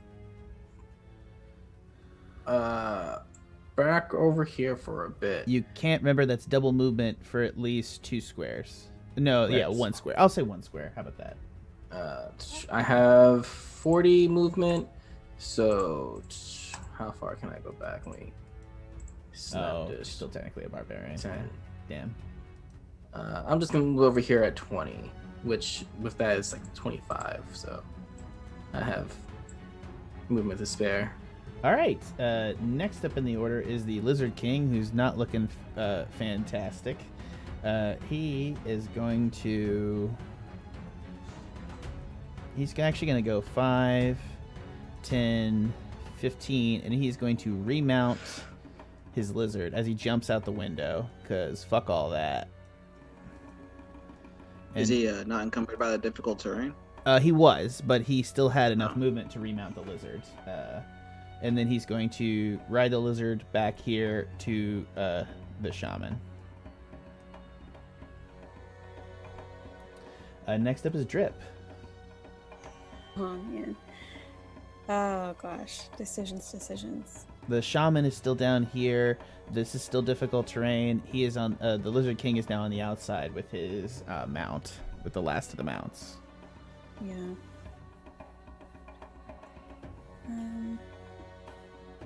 Can we move diagonals? That count as 5? Yeah, absolutely. Okay.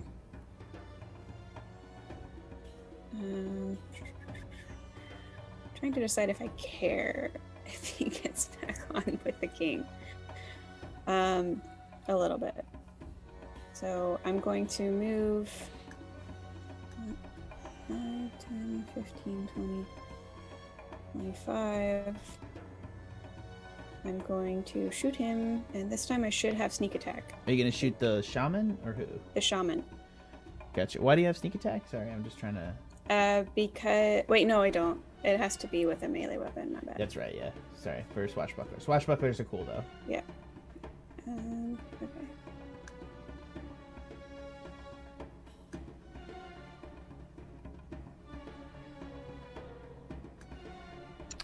That will not hit. Okay. You can you can use advantage if you want though.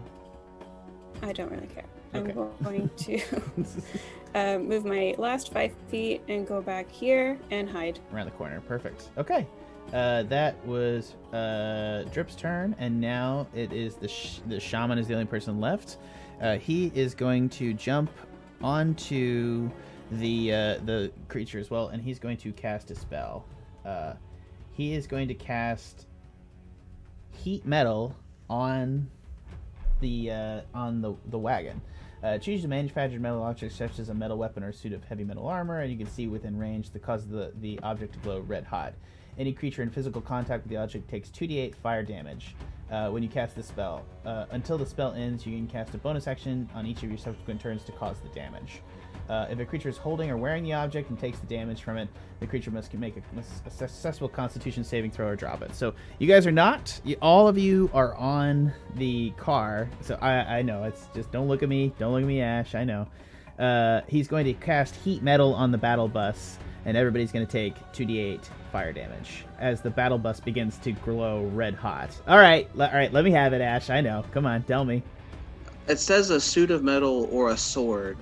Like, this is a gigantic vehicle. Oh no, he's very powerful. Bigger than shaman. Gargantuan. Very powerful. No, it's huge. Okay. Well, He's a very powerful shaman.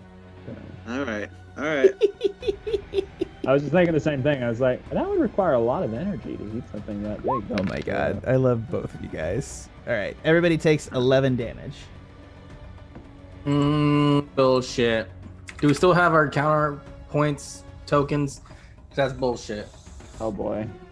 You would fucking bring up the counter tokens. You this is on Animania. The Jeopardy game went a little rough at the end. Oh, there was no counter tokens in Movie Gang Podcast Jeopardy? Of course No, 'cause not. Jack It's did just all the straight- questions and we yeah. just bitched the whole time. It was fantastic. I really am glad I did all that work for these assholes. It was great. Actually, Trevor was great. Trevor was fantastic. As always. Jenna was a little bitter. I mean, she wasn't as bitter as Ed on Animania. Ed went full bitch. You just blatantly cheated, dude. Like I did not cheat. You made it impossible category. I did not Your quotes cheat. didn't even have any context to Yes, use. they did. Oh, bullshit. You know, for the record, Jack asked me to make him apologize to you after we played the Jeopardy game on MGP because some of his were really hard. I was really, really drunk at the time, so I'd maintain that doesn't count. Okay. I chose Significant Series that we all watched together. Yeah, it's not about the series, it's about the context of the quote. If there's no context to get the quote... Sorry, I can't believe we argued about this again. Yeah, so that's their turn. I could believe it. What do you guys want to do? What do you mean? I mean... Are we still in initiative order or not? You're in initiative order, so that was their turn, so it'd be back up at the top, so it's going to be Ashe's turn. No, sorry, it'd be Scree's turn. Who's still alive? They're Just both these on the guys, thing. and right Yeah. here, and he's casting heat metal on the vehicle. The shaman? Yeah, so the vehicle is bright red. And that 11 damage will actually do damage to the vehicle as well. I think I have the eagle whistle on me, so I could use that to levitate and put out the window to where this gun is. Or maybe It's just... too late. What? No, I had something I could have done because I'm not used to reactions, but it's too late. I'll know next time. The Absorb gun elements. isn't operational currently. It still needs to be reloaded, or is it? This one is reloading? this is not this is not active. You need to use an ability check to get It it needs to be reactivated and then reloaded, probably, right? Yeah, that's correct. So it's Yes, two but I'm different- allowing you to reload them with bonus actions. Right.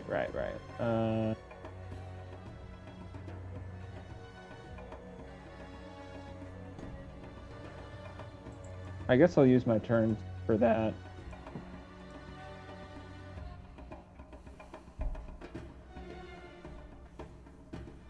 And if I can keep, so I'll need to do the ability check. Are you attempting to stay floating with the eagle whistle in your mouth while you do this? I'm guessing I can. You're probably interacting with the surface. I probably won't bust your butt about it. You're probably gonna need like port, you know. Yeah, So yeah. no, I guess. I'll let you do it. It's fine. It's not. I'm not. I'm just trying to avoid taking more. Would I? I'm just happy you remembered you had the every eagle time whistle. To be entirely honest with you, so. Yeah. Yeah. So the ability check for the fixing the balance. It'd be a strength check. So go ahead and roll me a strength check. Not saving throw a or no, save, just, not a save, a regular regular. check. Yeah, straight up. Yep. To pull back on the winch and get it recranked. You successfully do that 15. with your bird arms. Yeah. And I'll reload it, Mhm. but I will not be able to shoot it. That's correct. Though if somebody comes up behind you, they will have that ability. And the next in the order is Ashe. All right, these guys. Fuck these guys. I'm trying to firebolt out of both of them. Are you gonna shoot the lizard, or are you gonna shoot them? Both them. Okay, cool. And I'm gonna use the Shadowfell shard on this one to give the Holy shaman. shit. Oh, nice. Holy shit. Which one did you shoot at who? I said the king. I said the shaman and the king, so I guess it doesn't really matter. Yeah, so I'll say I guess 8 on the the shaman, crit. 8 on the shaman, and he goes down. So the firebolt fires off from your hands and directly collides directly with the shaman, eviscerating him. And then the crit, which how much is that? That is, if I'm not mistaken, that's 27. 27. That's 27. Holy shit, that is. Where's the shaman? Where's the Blister King? Yeah. He had 32 points of health left, so he will have exactly 5 points of health, be extremely bloodied. It is now Tenderloin's turn. Okay. Oh, Oh, and there's no, and obviously the concentration's lifted on the spell. Right. Well, he's still 70 feet away, which he's still in range of me. I'm gonna go into a quick rage because why not at this point? And I'm gonna attack with a crossbow to the king. Got it. Wait. Oh, with the crossbow. You can't That's attack with 22 to rage hit. on a crossbow, can you? No. Yeah. Why would- not? No. For rage? Yeah. Can you? It's a melee weapon. Yeah. So yes, no. I mean, okay. Sorry. Help me, Ashe. What are the rules? Rage. So can you fire a crossbow with melee when you're in a rage? Well, it's a ranged weapon. Yeah, It's not, you can definitely fire the crossbow. You just don't get the additional Right. You don't plus get, 2. Yeah, you don't get the +2 from rage. It's only on melee. On melee damage. Yeah. That's fine. Yeah, 22. So that will hit. Go ahead and roll the damage.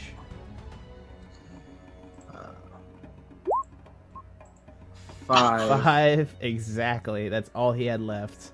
Well, I mean, like I did it because like if I'm in range, I get my divine fury with that because I was gonna go double dipping. So. Again, I don't think you get divine fury. I think I'm like 90% sure that's melee only.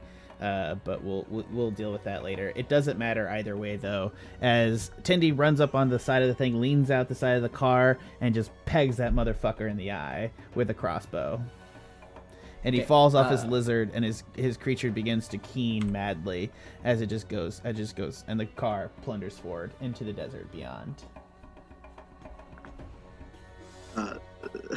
Seeing Tindy do the rage and the divine fury, kind of, it's just like it reminds me of Chuck.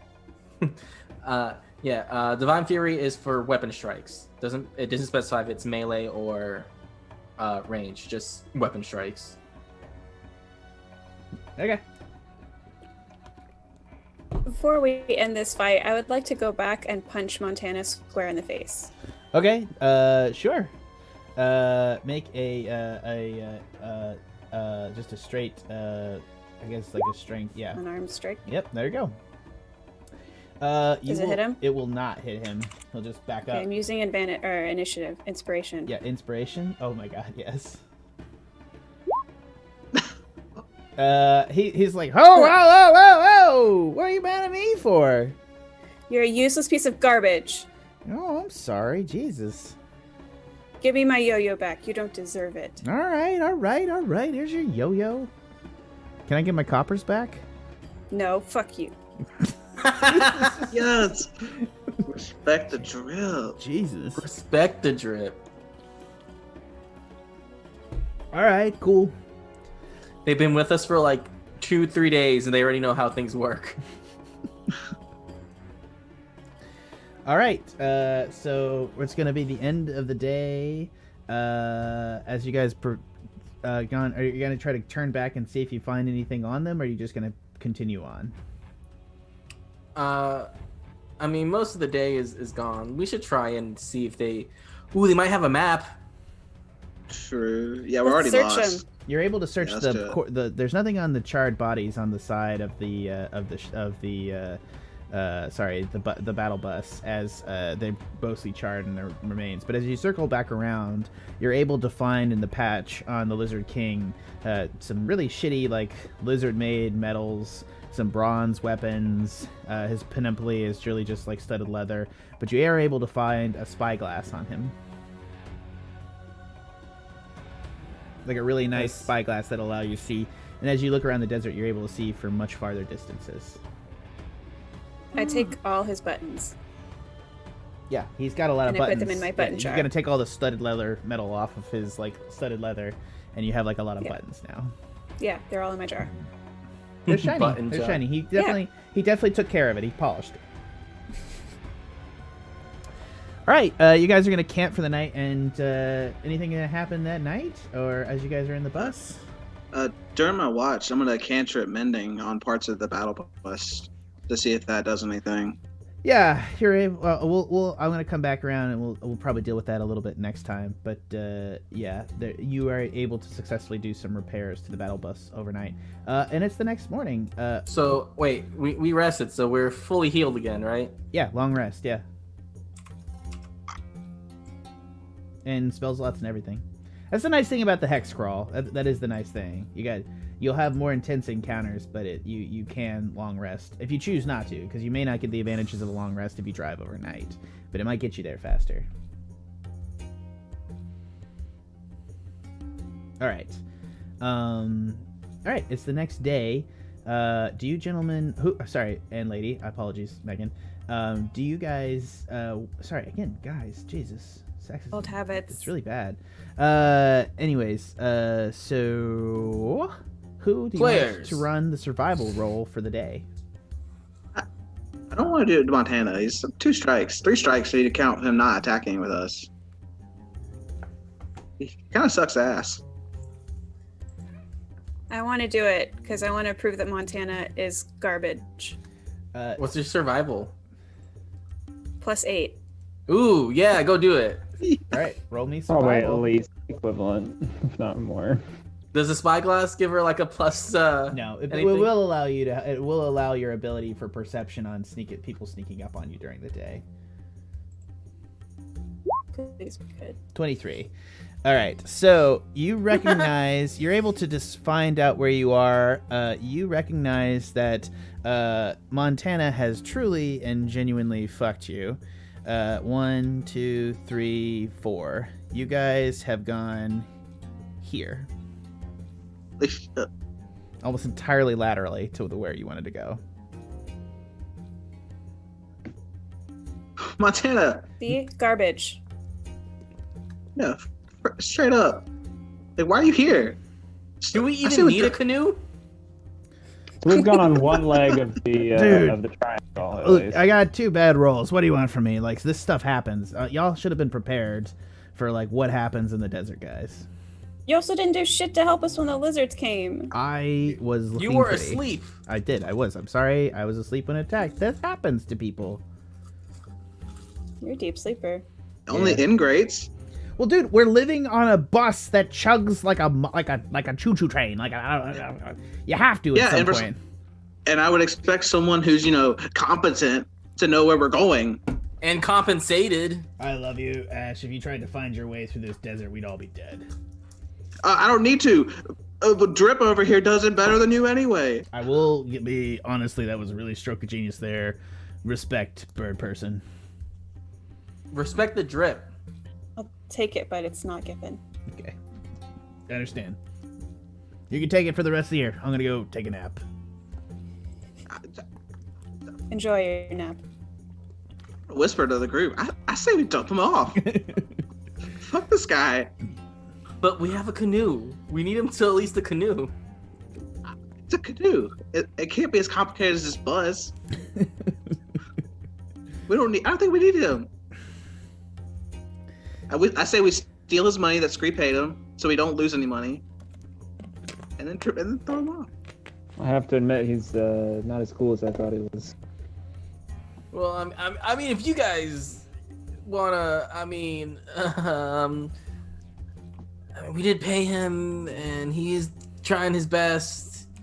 But if you guys say fuck him, then yeah, fuck him. Well, how about this? How about let's wait till we're in the middle of the desert? That way, there's no way he can get back. Has Mad Maxine done anything on this trip? Yeah, she's She's driven the drove. bus the She's whole drove. way, and there are other saves that she is making to help that go. So Mad Maxine has been pretty successful. Other than she failed to save when you guys got into the rough terrain, which allowed the lizards to attack you. But I'm hesitant to tell you the dice, because apparently, like, 2 fails and we're murdering them, so... Well, okay, 2 fails and not saving your own life when we're attacked? He was Come on. He was just a little sleepy. Oh, whatever. Don't we need him to get up the river? Wasn't that like the one thing that we need him for?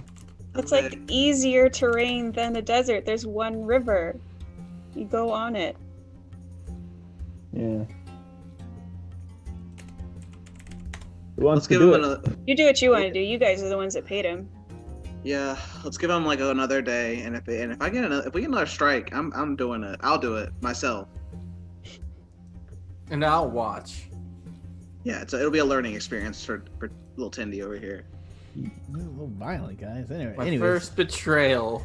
Yeah, so you guys are in this ring of mountains. Are you going to do a fast pace or a slow pace or a medium pace? I say fast again. Fine with me. All right. I'm gonna ask Drip nicely. Drip, could you please lead us through this desert? I mean, I'll try, but All right, so which square are you guys going I've to? never been here before. Which square are you guys going to? The one directly across the mountains right here? Yeah, sure. It's the same survival roll, so you'll get there either way. So you'll at least get here, and now let's roll to see if you guys get to the next square this day. So it's a D4. You do not. You only advance 1 square today. So yeah, you guys, let's also roll just to see. But as you guys come upon that, you see in the distance with your spyglass, something else is following you down the coast. And you've been lost this entire time, so you have no idea how you're being followed. But with your spyglass, Tindy, you're able to look out the back and see in the distance 3 large dinosaurs tracking your position. They're more than a square behind you in the day. You're able to see that. But as the 3 large dinosaurs, you're able to make out the 3 figures riding each of them. 2 of them are familiar to you, Tindy. One of them is Prime Angus riding a giant Tyrannosaurus Rex, hunting you. And the other one is Lord Hemlock, saintly riding on top of the head of a Tyrannosaurus Rex, plunging through the desert, seeking cuckold vengeance. I let them know that I let these 3 know, not Indiana, Mercedes, Georgia, Florida, whatever state he is. Mercedes. The state of Mercedes. That's what you get with shitty elven homeschooling. But let them know that they're tailing along, and I think that that good for nothing sold us out. Montana did? Yeah, Nebraska. Whatever his name. Based on nothing, just just on like, oh shit, they're coming for me. It's all his fault. His fault. He sold us out. You want to kill him, right? It's all his fault. Well, I want to kill him for incompetence, not for selling us out. I love how Ashe is just like, I want to kill you for the right reasons. No, I want to kill you because you annoyed me. All right. Well, Tendy, how takeable is Prime Angus and Lord Hemlock with some T-Rexes? Think we get a good position, we can make a stand, or what? You're saying basically Prime Angus on a T-Rex is like putting a chainsaw on a nuke. Which one is the chainsaw? Which one's the nuke is up to your discretion. The nuke is definitely Prime Angus. All right then, it's good enough for me. Go fast paced and not get lost anymore. Hopefully, unless Drip disappears next episode. When it is. I'll be Is like, Trip the one who sold us out? Trip. No. I was about to say, you guys have a lot of extra characters here, so like now it's like, who betrayed you? I was about to say. You guys see there's breadcrumbs leaving behind you the whole way. No, I'm just kidding. Montana James, you're very sus. I think this is where we're going to end it for this time. We're ending a little bit earlier, but and we're ending it a little bit of a situation in the middle of the desert. I like leaving them on tender hooks. I want to say first off, this was a little bit of a weird episode, but thank you so much, Megan, for coming on. I love you so much, and I really want to get you on more here stuff. Next time, does that mean Drip was in a mirage? No, it probably means that Drip just found something shiny and went off into the desert alone. Probably. A mirage of shiny things? Yeah. I'm back for that dragon. Yeah. The tooth, yeah. Or she's just like done with y'all's shit. You like wake up in the next morning, like her daggers in Montana James's heart, and she's just gone. With a note saying, "Oh my god, you guys Legend. left a dull glimmer in my life, so I took all your shiny shit and left." Yeah. You'll have to make some rolls next time to let me know what you steal from Scree before you go. Okay. Steal the Moonblade. Really fuck us over. He doesn't. I don't have We don't have a That guy's Moonblade. Yeah. Maybe just Fine. one shoe, because that's even worse than both. Yeah. Oh. In a desert too. It's not like he can get a replacement. Oh Jesus. Yeah. I know. You It'd be know worse. what these shoes look like. Rip a hole in all his pants. Where? It's like so specifically me. Dealer's choice. First off, I want to go ahead and say a special thank you to everybody for listening in. This has been a Pen and Paper Pod stream. We're going to probably be taking a little bit of a break over the next couple of weeks. I thought I was initially going away. I'm not anymore due to COVID concerns, so we might actually be playing again, depending on how people are feeling. We'll see how we are next week. But yeah, we're going to be taking a break. We're going to be updating everything and going to be pushing more Pen and Paper Pod live shows to our podcast feed as well as onto YouTube, so you can go check them out there. We're up to episode 4. We're going to be doing 2 a week to catch up, back up, so that eventually one day we'll live stream, and the week afterwards the actual episode will appear on the podcast feed. I promise that is a dream. That'll happen one day. I know that our podcast feed is very behind the live stream, but we're going to get there. We're on episode 4 of the podcast, and it's like 20. This is episode 23 on the live stream, so is what it is. But I want to give a special thank you and a happy holidays and a happy new year, but if we don't come back, but I think that we'll see what's going to happen. Special thank you to Trevor. It's really awesome. Happy holidays. It got here. I didn't plan that, by the way. Katie just brought that up randomly.